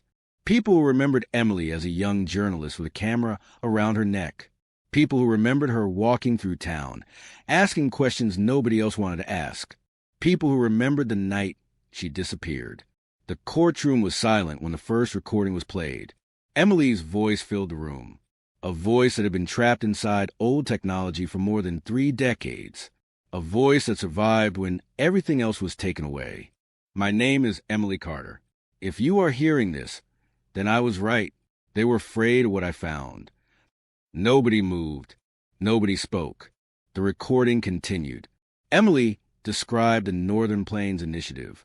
She explained how land was taken from families through hidden agreements, how records were changed, how people were pressured into silence. She described the network behind it, the companies, the money, the people who protected each other. But the most powerful part of the recording was not the evidence. It was Emily herself. She did not sound defeated. She did not sound broken. She sounded determined. She knew what she was risking. She knew she might not survive. But she also knew something else. That one day, someone would find the truth. The investigators then presented the evidence against James Holloway, the former detective who had controlled the original investigation. His actions shocked even experienced investigators. He had removed evidence, ignored witnesses, redirected suspicion. He had created false leads that sent investigators searching in the wrong places. For years, the public believed Emily's case remained unsolved because there was not enough evidence. The truth was far more disturbing. The evidence existed. Someone made sure nobody saw it. Holloway was confronted with the evidence shortly before his death. According to investigators, he never admitted everything, but he said one sentence that revealed his fear. You have no idea how many people wanted this buried. That sentence confirmed what Emily discovered. The conspiracy was not built by one person. It survived because many people benefited from silence. The investigation continued through hundreds of documents, old bank records, property agreements, personal journals, hidden recordings. Every piece added another layer. And then investigators found the final missing piece. A letter from Emily to her brother Matthew. A letter she wrote but never delivered. The letter explained why she continued investigating even after realizing the danger. She wrote, "If I stop now, they win. If I disappear, I need someone to know that I tried." Matthew read the letter privately before it became public. He later said that was the moment he finally understood his sister. She was not chasing a story. She was protecting people who had no voice. She was fighting for families who had lost everything. She was fighting because she believed someone had to. The final search for Emily's remains began after the investigation confirmed the location of the abandoned mining property. For years, the area had been ignored. The official records showed nothing important happened there, but the recovered evidence told a different story. The search team worked through frozen ground. They examined every structure, every tunnel, every underground chamber, and after several weeks, they found what everyone had hoped and feared they would find. A hidden area beneath the old mining facility. Inside were personal belongings, evidence, and the final proof of what happened to Emily Carter. The discovery brought a painful end to the mystery, because the truth was not the ending anyone wanted. Emily had not escaped. She had not started a new life somewhere else. She had not forgotten her family. She had spent her final moments trying to protect the truth. The investigators confirmed that the people responsible attempted to erase every trace of her existence. But they failed. They failed because Emily left behind evidence. They failed because Daniel Foster kept searching. They failed because Sarah Carter protected her daughter's final wishes. They failed because someone finally opened the forgotten box. The announcement of the case being solved spread across North Dakota. People gathered outside the old newspaper building where Emily once worked, the place where she wrote stories, the place where she began searching for answers. Flowers appeared outside the entrance. Photographs were placed on the walls. Former co-workers shared memories. They remembered her not as a victim, but as someone who refused to look away. The final report on the case contained one sentence investigators repeated again and again. Emily Carter was silenced, but she was never forgotten. That became the truth behind the cold case. Not the corruption, not the conspiracy, not the people who try to hide everything. The most important part was that Emily's voice survived. The forgotten box uncovered the truth, but the truth was always there, waiting, hidden beneath layers of fear, buried under years of lies, protected by people who believed one day someone would listen, and someone did. 36 years later, the final question surrounding Emily Carter was finally answered. The town of Black River County could finally stop wondering. The family could finally stop searching. The investigation could finally close. But one mystery remained, a question that investigators continued asking long after the case was solved. How did Emily know someone would find evidence? How did she know the box would be opened? How did she know the truth would survive? The answer was hidden inside her final notebook, a notebook found beside the last piece of evidence. The final page contained only a few words, written shortly before she disappeared, because someone always comes back for the truth. The final page of Emily Carter's notebook remained on the evidence table for several minutes. Nobody touched it. Nobody spoke. Because after 36 years of searching, after decades of unanswered questions, after every hidden file and every buried confession, those final words felt like they carried the weight of the entire case. Because someone always comes back for the truth. Investigators later said that sentence explained everything about Emily. She understood something that the people who tried to silence her never did. Truth does not need permission. It does not need power. It does not need money. It only needs time. And time had finally returned for Emily Carter. But solving the case did not end the investigation. It opened another chapter. Because once the main conspiracy was exposed, investigators began looking at the damage left behind. The Northern Plains Initiative had affected hundreds of people. Families who lost farms, workers who lost jobs, residents who spent decades believing they had simply been unlucky. Now they discovered something far worse. They had not been unlucky. They had been manipulated. The documents recovered from the forgotten box revealed that land deals across Black River County were carefully designed, Families were pressured into selling. Records were altered. Property values were changed. Some residents were threatened with lawsuits. Others were told they had no choice. For years, people blamed themselves. They believed they made mistakes. They believed they should have fought harder. But Emily's investigation proved something different. They were victims of a system built to make them feel powerless. The revelation changed the entire community. People who had stayed silent for decades began speaking. Old neighbors came forward. Former employees shared memories they had kept hidden. And slowly, investigators realized the full scale of what Emily had uncovered. She had not been investigating one crime. She had been exposing a machine designed to protect itself. The most surprising testimony came from people who had once worked inside Northern Plains. Employees who admitted they ignored warning signs. People who saw documents being changed. People who noticed money moving through unusual channels. They all repeated the same explanation. They were afraid. Fear became the invisible weapon behind everything. Fear kept people quiet. Fear protected powerful names. Fear allowed the truth to disappear for decades. But fear had one weakness. It could not survive when people finally stood together. The investigation into Richard Vail became one of the largest financial corruption cases in the region's history. Although Vail died before facing trial, the evidence connected his companies to years of illegal activity. The public finally saw the person Emily had been searching for, not a mysterious criminal hiding in the shadows, but a man who built influence slowly, a man who used respectability as protection, a man who believed a good reputation could hide anything. But there was one thing he could not control: the evidence. Every secret he buried left a trace. Every person he pressured left a memory. Every document he destroyed left another copy somewhere else. And Emily had found those copies. The forgotten box became more than evidence. It became a symbol. People across North Dakota began calling it the box that broke the silence. News reports covered the discovery for months. Documentaries were produced. Investigators were interviewed. But every story returned to the same question: how did a young journalist uncover something that experienced investigators missed? The answer was simple. Emily looked where others stopped looking. She questioned what others accepted.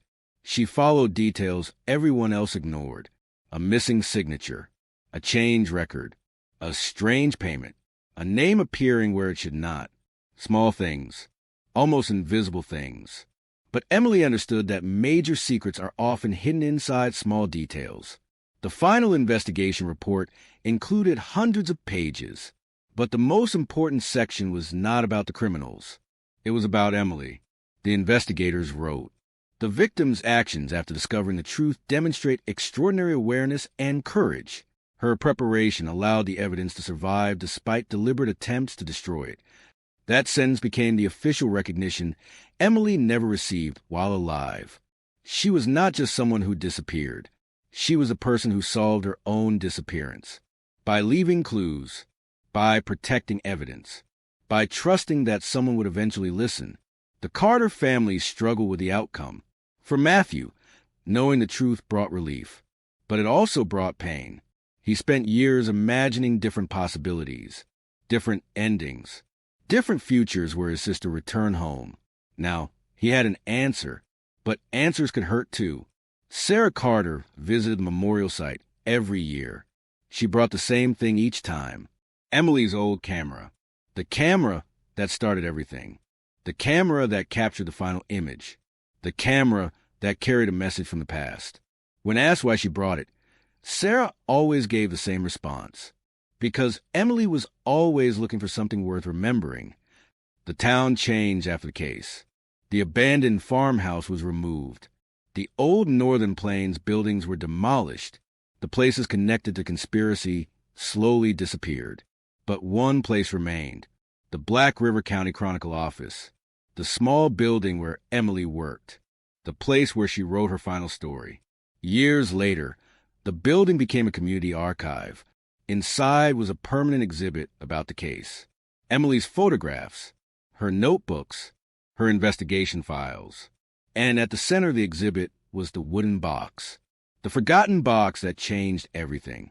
Visitors often stood in front of it quietly, because the box represented more than a solved cold case.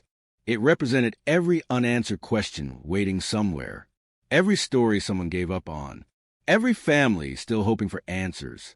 The message was clear. Never assume a case is impossible. Never assume the truth is gone. Never assume silence means nothing happened, because sometimes the truth is not lost.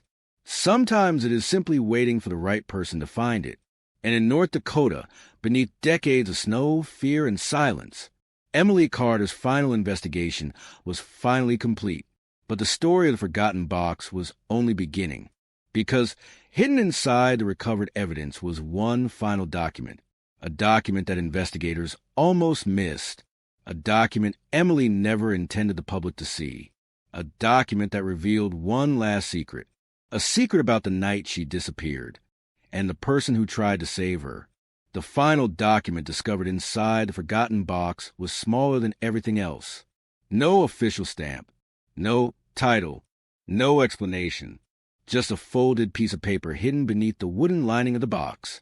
For years, investigators believed they had found everything: the photographs, the recordings, the financial records, the confession, the evidence that destroyed the Northern Plains conspiracy.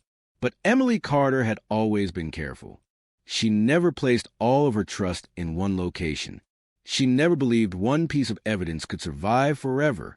She created layers, backups, insurance, a trail that could only be understood when every piece was finally connected. And this final document was the last piece. The handwriting was Emily's. The date was November 14th, 1989, the same night she disappeared. The document was not a report. It was not an investigation note. It was a personal message, a message written during the final hours of her life. The first line immediately changed how investigators understood the entire case. If you are reading this, then I know what happened. At first, investigators thought Emily was referring to her own disappearance. But as they continued reading, they realized she meant something else. She knew someone would betray her. She knew someone close to her had already made a choice. And she knew that person was not acting out of cruelty. They were acting out of fear. Emily wrote about the people surrounding the Northern Plains investigation. She described Richard Vail, Charles Whitmore, Thomas Reed, James Holloway. But she also described another person, someone she never named publicly, someone she protected until the end, a person who had secretly helped her, a person who gave her access to the information that exposed the entire operation. The investigators compared the description with everyone connected to Emily, and eventually they found the answer. It was Daniel Foster, the archive employee, the man who spent decades hiding the truth. But the document revealed something nobody expected. Daniel was not just a witness. He was the reason Emily discovered the conspiracy. Years earlier, Daniel had found irregularities in the county archives. He noticed files disappearing, records changing, documents being replaced. At first, he ignored it. He told himself it was not his responsibility. But then he saw families losing their land. He saw people being forced out of their homes. And he realized something. The missing documents were not random mistakes. They were evidence. Evidence someone wanted destroyed. Daniel began secretly copying records. But he knew he could not expose the truth alone. Then Emily arrived. She asked questions nobody else asked. She noticed details everyone ignored. And Daniel realized she was a person who could tell the story. Together, they began building the case. Quietly, carefully, piece by piece. But they made one mistake. They underestimated how far the people involved would go. The final document explained the events leading to the farmhouse. Emily knew someone had discovered their investigation. She knew the danger was coming. But she did not know who had betrayed them. She suspected Daniel. She suspected Thomas. She suspected everyone. That was why she created the hidden trail. That was why she separated the evidence. Because she no longer knew who she could trust. The document revealed the final conversation between Emily and Daniel, a conversation that happened hours before she disappeared. Daniel warned her, He told her to leave town. He told her the people involved were dangerous. But Emily refused. She told him, "If I run, they will do this to someone else." That sentence became the most repeated quote from the entire case, because it showed who Emily really was. She was not chasing fame. She was not trying to become famous. She was fighting because she believed silence allowed injustice to continue. The document then revealed something even more shocking. Daniel did not betray Emily. He was the person who tried to save her. He followed her to the farmhouse because he believed something was going to happen. He arrived too late, but he saw enough. He saw the people involved. He saw the vehicles. He saw the fear. And he saw Emily being taken away. For 36 years, Daniel carried that memory alone. He blamed himself. He believed if he had acted sooner, Emily might have survived. But the final document contained Emily's message to him, a message she wrote before everything happened. "Daniel, if something happens, do not blame yourself. You were the only person who tried." When investigators found that sentence, even experienced detectives struggled to remain emotionless, because after decades of suspicion, Daniel Foster was finally understood. He was not the person who helped Emily disappear. He was the person who helped her truth survive. The case was officially closed, but the emotional impact remained, because solving Emily Carter's disappearance did not create a happy ending. It created a painful truth. A young woman with a camera and a notebook had uncovered a secret bigger than herself. She had faced people with money, people with influence, people who believed they were untouchable, and she still chose to continue. The final press conference was held outside the Black River County Courthouse. Reporters gathered from across the country. The investigators placed one item on the table. Not a document, not a photograph. The wooden box. The forgotten box that had reopened the cold case. The lead investigator looked at it and said, "This box did not solve the case. Emily Carter solved the case. This box only allowed us to hear her." Those words became the final statement of the investigation, because the truth had never disappeared.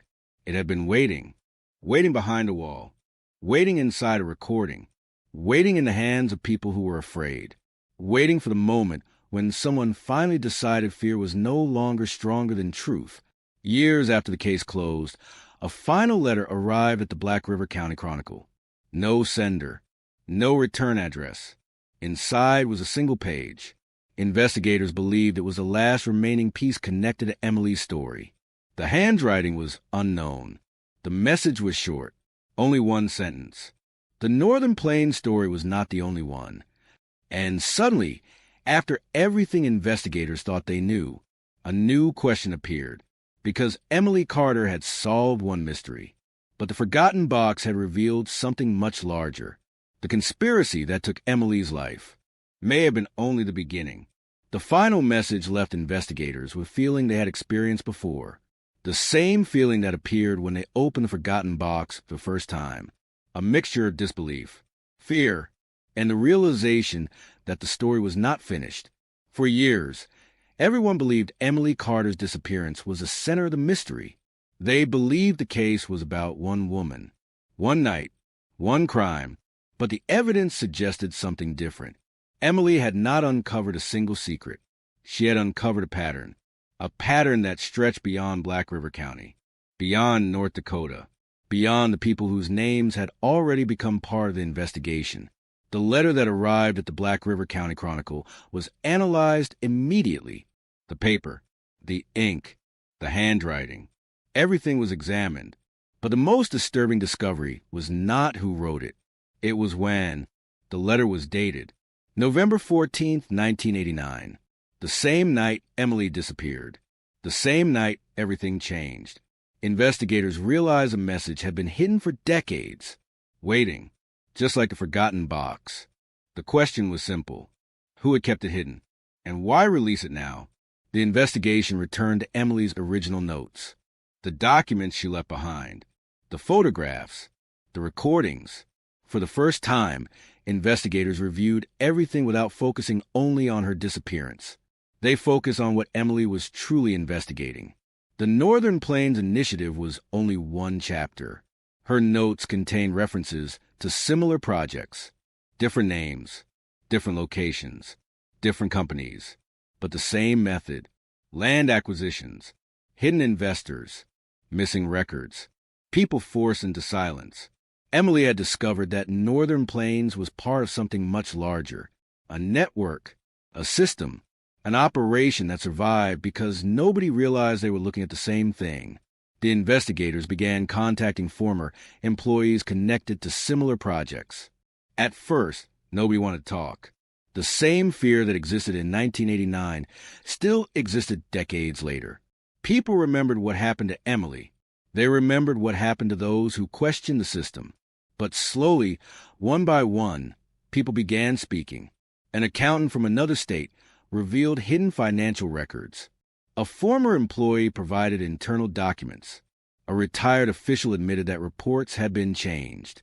The same story repeated again and again. Different places, different people, same silence. The discovery changed how historians viewed the Northern Plains case. It was no longer just a local corruption scandal. It became an example of how powerful groups could hide wrongdoing through connections and fear. But investigators still had one unanswered question: who sent the final letter? The answer came from an unexpected source: a retired postal worker named Henry Lawson. He contacted investigators after seeing news reports about the case. He said he remembered delivering the letter. He remembered because it was strange. The address did not exist anymore. The building had been abandoned, but someone had personally placed it into the mail system. Henry remembered the sender's name. The name shocked investigators: Sarah Carter, Emily's mother. But Sarah had already admitted she knew about Emily's investigation. She had already revealed she protected the evidence. Could she have known about something even bigger? Investigators returned to Sarah's home. Inside an old storage cabinet, they discovered another collection of documents. Not hidden, not locked, just waiting. Sarah explained that she kept them because she promised Emily she would. The documents contained Emily's final research, the part she never completed, the part she feared would put even more people in danger. Emily had discovered that several people connected to Northern Plains continued operating after the investigation was buried. Some changed names, some moved, some created new companies, but the structure remained. Sarah said Emily wanted the world to know, but she also wanted to make sure her family survived. That was why she waited, not because she forgot, because she was protecting the last piece of Emily's work. The final documents revealed another name, a person who had never appeared in any previous investigation, a person who connected Northern Plains to other operations across the country. His name was William Mercer, a businessman who worked behind the scenes, a man who never appeared in newspapers, never gave interviews, never held public positions, but his signature appeared on dozens of documents connected to hidden projects. The investigators searched his history. They found something disturbing. Every time a major investigation began, William Mercer disappeared from the records. Not physically, legally. Companies changed names. Ownership changed. Documents vanished. The same pattern. Again and again. Emily had discovered it before anyone else. The final page of her research contained a warning. The people you see are not the ones making decisions. That sentence became the final clue, because Emily understood the truth. The people closest to the operation were not always the ones in control. Some were simply protecting something larger. The investigation into William Mercer continued quietly. Unlike the others, he was still alive, still active, still connected. And when investigators finally approached him, his reaction was different from everyone else. He did not deny knowing Emily. He did not pretend the case surprised him. Instead, he asked one question: "Did you find the box?" The investigators knew immediately. William Mercer had known about the forgotten box. He had known about Emily's evidence. He had known the truth survived. For decades, the interview lasted only 20 minutes. But before leaving, Mercer said something that stayed with investigators. Emily Carter thought she was exposing us. She was actually exposing the entire system. Then he added, "And systems do not disappear because one person is arrested. The words created a final realization. The Emily Carter case was solved, but the story she uncovered was still unfolding. The forgotten box had revealed the truth about her disappearance, but it had also opened a door to something much larger, something Emily was willing to risk everything to expose. And as investigators looked through her final notes, they found one last unfinished sentence, a sentence written the night she vanished. Only 6 words. The next name is... And then nothing. The page ended there. The name was missing, destroyed, or perhaps removed intentionally, because someone knew Emily was about to reveal it. And now, decades later, investigators had to find the final name she never got the chance to write. The unfinished sentence remained on Emily Carter's final page for months. 6 words. Nothing more. The next name is... And then silence. The most important clue Emily had left behind ended at the exact moment when the truth was about to be revealed. Investigators examined the paper repeatedly. The missing section was not torn away accidentally. It had been removed. Carefully, deliberately. Someone had taken the bottom portion of the page. Someone knew what Emily was about to write. The question was no longer just who disappeared Emily Carter. The question became, who was still protecting the secret after 36 years? The investigation expanded again. Every person connected to Northern Plains was reviewed. Every company, every financial record, every property transaction. And slowly, investigators discovered something that changed the entire understanding of the case. The people involved were not simply hiding a crime. They were protecting a legacy, a structure built over decades, a structure that could survive the fall of one person, even the fall of many, because the system was never dependent on one leader. Richard Vail could disappear. Charles Whitmore could be exposed. James Holloway could be investigated. But the network continued. That was why Emily was dangerous. She was not only exposing individuals, she was exposing the design. The investigators returned to Emily's newspaper archives. They searched through hundreds of photographs she had taken before her disappearance. Most seemed ordinary. Community events, local businesses, farm landscapes, people going about their lives. But Emily was a journalist. She noticed details, and investigators realized her photographs were not just memories. They were evidence. One photograph caught their attention. Taken 2 weeks before Emily vanished, it showed a business meeting at a local restaurant. At first glance, nothing appeared unusual, but after enhancing the image, investigators noticed a document on the table, a document with a symbol in the corner, the same symbol found on Northern Plains files, the same symbol connected to companies across different states. The person holding the document was not Richard Vail, not Whitmore, not Reed. It was someone nobody expected, a respected government official, a man who had spent decades presenting himself as an advocate for rural communities. His name was Harold Bennett. In 1989, he was considered one of the most trusted public figures in North Dakota. He gave speeches about protecting farmers. He supported local families. But Emily's photograph suggested something different. He had been involved. The investigators searched his background. They found connections, not direct ownership, not obvious criminal activity, but relationships, meetings, private agreements, the kind of connections that disappear when people stop looking. The discovery shocked the community, because Harold Bennett was exactly the type of person nobody suspected. He was respected, trusted, familiar, the perfect cover. Investigators interviewed former employees who worked with him. At first, everyone denied knowing anything. Then one former assistant came forward. Her name was Linda Walker. She had worked in Bennett's office in 1989. She revealed that Emily contacted her shortly before disappearing. Emily believed Bennett was connected to the Northern Plains operation. Linda admitted she warned Emily. She told her some doors should stay closed. But Emily did not listen. She asked Linda one question. How many people have to lose everything before someone opens that door? That question stayed with Linda for 36 years. She carried guilt because she believed she should have helped Emily. Instead, she stayed silent. Until now, Linda provided investigators with a hidden notebook, a notebook she took from Bennett's office after Emily disappeared.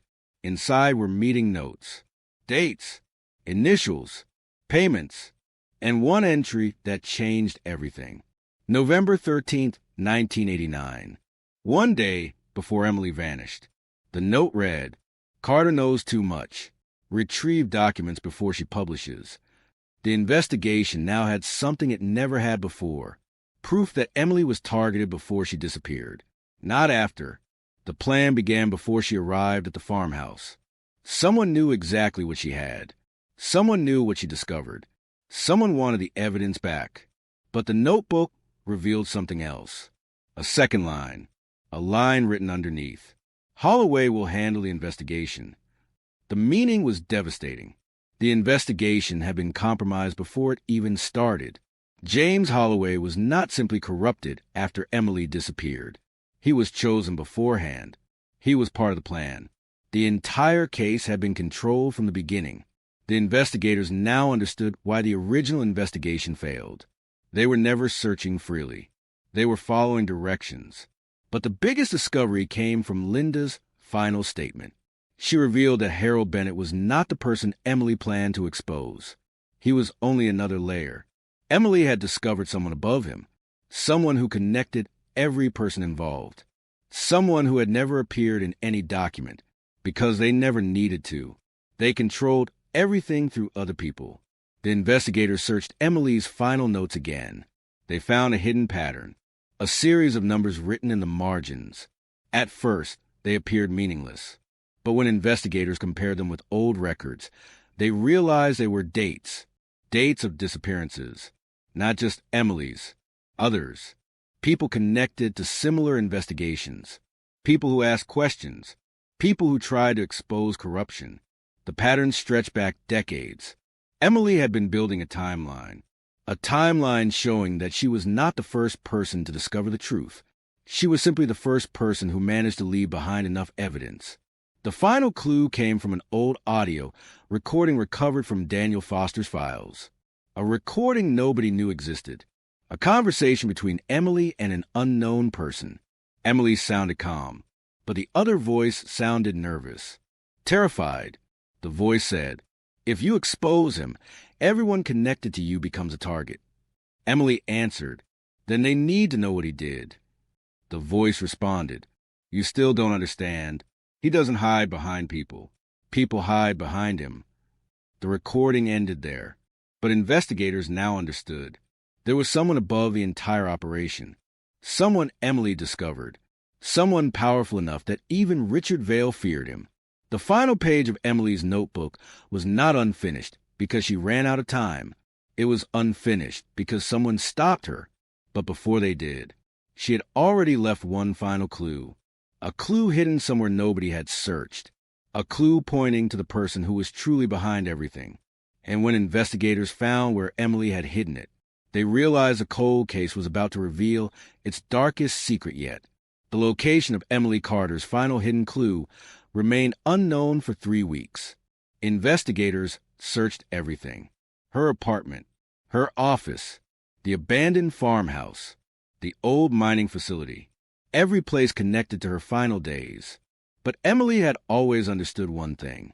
If someone was powerful enough to erase evidence, they would search the obvious places first. So she hid the truth somewhere nobody would think to look. Not inside a safe, not inside a locked room, not buried underground. She hid it inside something ordinary, something people ignored, something that had been beside her for years. Her camera, the same camera everyone believed had disappeared with the rest of the evidence. The same camera that captured the final photograph. The same camera that started the chain of events leading to the discovery of the forgotten box. When investigators examined it again, they found something impossible. The camera had been modified. Inside the empty space behind the battery compartment was a tiny memory card, a technology that did not exist in 1989. At first, investigators believed it was a mistake, but then they realized the camera had been repaired in the late 1990s. Someone had opened it. Someone had found the hidden compartment. Someone had placed a memory card there. The question was obvious. Who? The answer came from a repair record. The camera had been sent to a small electronics shop in Colorado. The owner was listed as Daniel Foster. Daniel had secretly recovered the camera years after Emily disappeared. He had found it among old evidence that was about to be destroyed. He repaired it. He discovered the hidden compartment. And he protected what was inside. But why did Daniel never reveal it? The answer was painful. He was afraid. Even after decades, he believed the people behind the conspiracy still had influence. He believed revealing the evidence too early could put lives at risk. So he waited, just like Emily asked him to. The memory card contained only one file, a video. The quality was poor. The image was dark, but the voice was clear. Emily Carter. The room where she recorded it was unfamiliar. Not the farmhouse, not the mining facility. Somewhere else. She looked exhausted, but focused. She looked directly into the camera, and she began speaking. If this recording is found, then the people who wanted this buried failed. The investigators watched without moving. Emily explained that she had discovered the true structure behind Northern Plains. She revealed that Richard Vail was not the highest level. Neither was Harold Bennett. They were only protecting something above them, something much older. She explained that the organization had existed for decades, not officially, not publicly, but through relationships, money, influence, and fear. Emily said the same names appeared again and again across different investigations, different states, different companies, different scandals, but the same hidden connections. Then she revealed the name, the person she believed controlled everything, a name that shocked investigators, because it was a name they knew, a name connected to law enforcement, a name that had appeared throughout the case, but never as a suspect. The name was Michael Graves. In 1989, Michael Graves was the regional director overseeing several law enforcement agencies in the area. He was the person who approved resources, the person who reviewed major investigations, the person who had authority over people like James Holloway. And according to Emily's evidence, he was the person who decided which truths became public and which disappeared. The investigators immediately reopened every file connected to Michael Graves. The pattern was undeniable. Cases involving powerful people were delayed. Evidence disappeared. Witnesses changed statements. Investigations ended without explanation. But there was one thing investigators still needed: proof, a connection between Graves and the Northern Plains operation. The answer was hidden inside the final seconds of Emily's recording. She turned the camera toward a folder beside her. Inside were documents. But before she could show them, the video stopped. The file was damaged.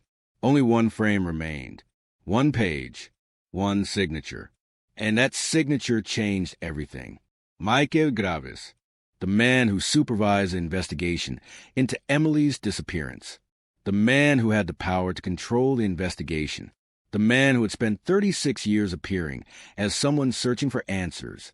The evidence created a nationwide reaction, because if true, it meant the person responsible for solving the case may have been one of the people preventing it from being solved. Investigators searched for Michael Graves, but they discovered something unexpected. He had disappeared. Not recently. Years earlier. After retiring, he vanished from public life. No interviews, no appearances, no explanation. Just gone. Exactly like the people Emily had investigated. The search eventually led to a small town in another state, a quiet place where nobody knew his history. When investigators arrived, Graves was already waiting, as if he knew they were coming. He invited them inside. He did not deny his identity. He did not run. He did not appear surprised. Instead, he looked at the investigators and said, Emily finally found a way to finish what she started. The statement shocked everyone, because it meant one thing. He knew. He knew Emily had left evidence. He knew the box existed. He knew the truth survived. The interview lasted several hours. At first, Graves refused to answer questions, but eventually, something changed. Maybe it was age. Maybe it was guilt. Maybe it was realizing that the truth had already escaped. He admitted he knew about Northern Plains. He admitted he protected certain people, but he insisted he never ordered Emily's disappearance. He claimed he only tried to contain the damage. Then investigators asked a question that had haunted the case for decades. What happened to Emily Carter? Graves looked down.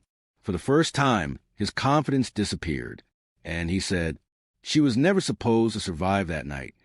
The room became silent, because that sentence confirmed what investigators feared. Emily Carter was not lost. She was not accidentally killed. She was targeted. But then Graves revealed something nobody expected. He said Emily was not the only person who knew the truth. There was another survivor, another witness, someone who was there that night, someone who had remained silent for 36 years, someone whose identity had never appeared in any document. Graves leaned forward and whispered the name, a name that reopened the entire case, a name that connected Emily's disappearance to one final mystery. The name was Anna Whitmore, Charles Whitmore's daughter, and she had been there the night Emily Carter disappeared. The name Anna Whitmore changed everything. For 36 years, investigators believed they knew everyone connected to the night Emily Carter disappeared. They knew Richard Vail, the businessman behind the money. They knew Charles Whitmore, the public face of Northern Plains. They knew Thomas Reed, the contractor who stood near the farmhouse.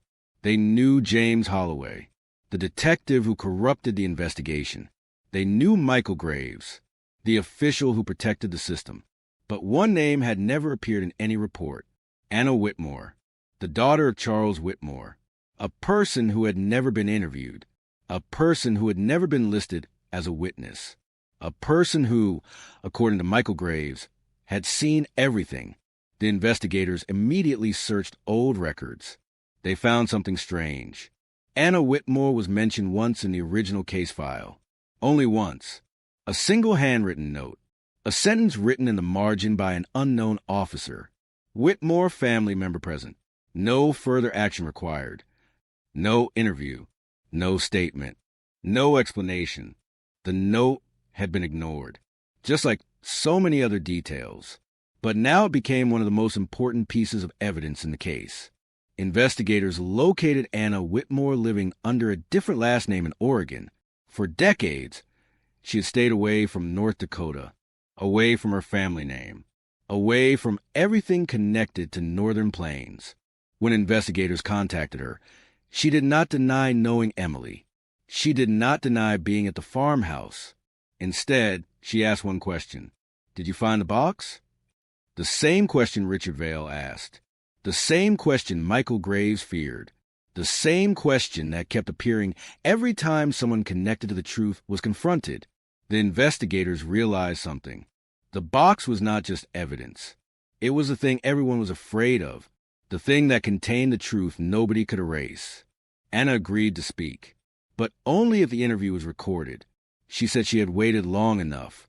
The recording began with silence. Then Anna spoke. Her voice was calm, but every word carried decades of guilt. She explained that in 1989, she was 22 years old. She was not involved in Northern Plains. She did not understand her father's business. She believed he was simply successful, respected, powerful. She believed the same things everyone else believed, until the night Emily disappeared. Anna explained that she followed her father to the farmhouse, not because she knew what was happening, because she was suspicious.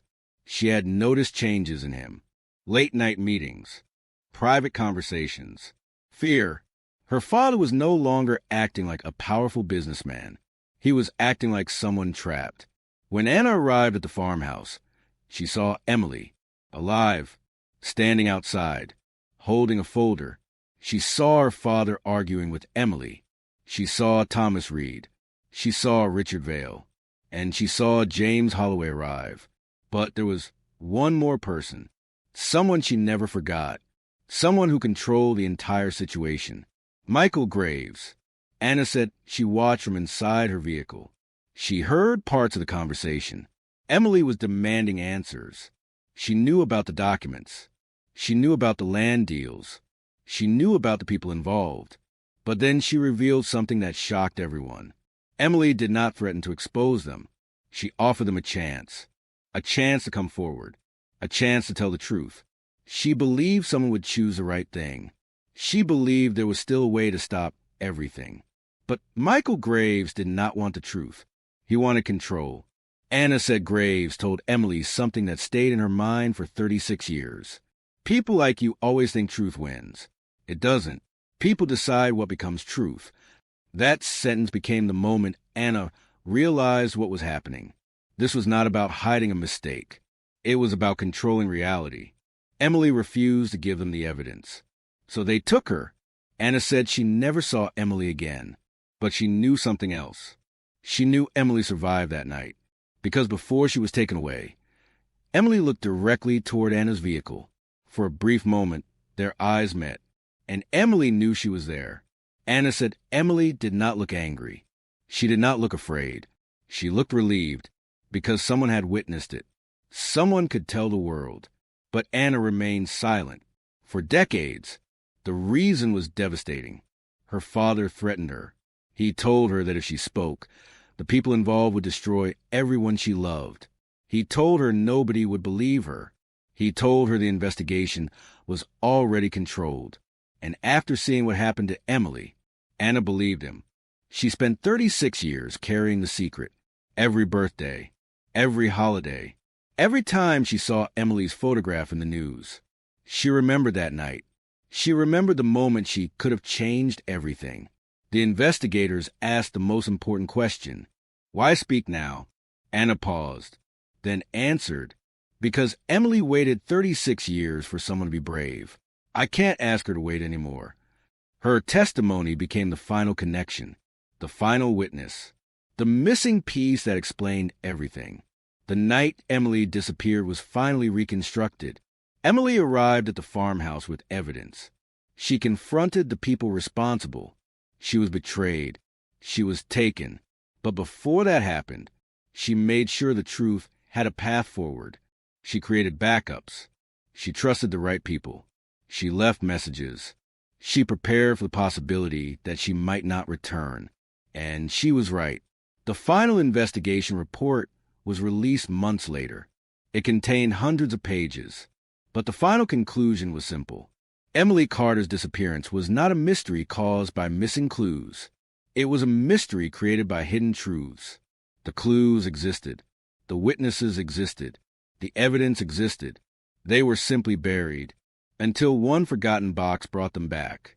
And in the end, the thing that destroyed the conspiracy was not power, not money, not influence. It was memory. Because every person who remembered Emily kept a small piece of the truth alive. Those pieces finally came together. The North Dakota cold case was solved. But the final word spoken during the investigation remained with everyone who followed the story. The lead detective stood outside the courthouse, holding Emily's old photograph. He looked at the crowd and said, "Some people spend their lives trying to erase the past. They forget one thing. The past remembers." And for Emily Carter, the past finally spoke. The investigation officially closed 6 months after Anna Whitmore's testimony.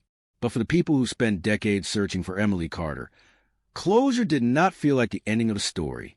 It felt like the final page of a book they were afraid to finish reading. Because some answers bring peace. And some answers bring a pain that cannot be forgotten. For 36 years, Emily's family lived between hope and fear. Every phone call, every unknown vehicle outside the house, every report of an unidentified person, every new discovery in another cold case. They wondered, they hoped, they waited, they imagined 1,000 different endings. Maybe Emily had escaped. Maybe she started over somewhere. Maybe one day she would walk through the door and explain everything. But the truth was different. The truth was harder. Emily Carter never stopped fighting. Even in her final moments, she was still thinking about the people who would come after her. She was still thinking about the families who had lost their homes, the workers who had been threatened, the people who were afraid to speak. She was still thinking about the truth. The final memorial service for Emily was held outside the Black River County Chronicle building, the same place where she began her investigation. the same place where she wrote the first notes about Northern Plains. The building was filled with photographs from her career, pictures of farmers, local families, community events, people who trusted her because she listened, not because she promised easy answers, but because she cared enough to ask difficult questions. Matthew Carter stood in front of the crowd, holding the final letter his sister wrote. He said that for years, he believed the worst part was not knowing. But after the truth was revealed, he realized something else. The worst part was knowing Emily spent her final days believing nobody would believe her, and yet she continued anyway.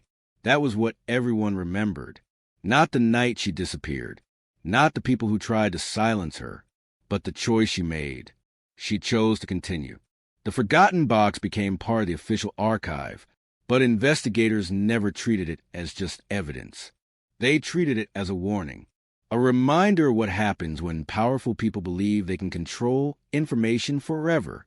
Inside the archive, visitors could see the original contents, the damaged photograph, Emily's notebook, the hidden recordings, the final documents. But the most powerful item was something simple, a small handwritten note, a sentence Emily wrote before beginning her investigation. Every story has a person who benefits from silence.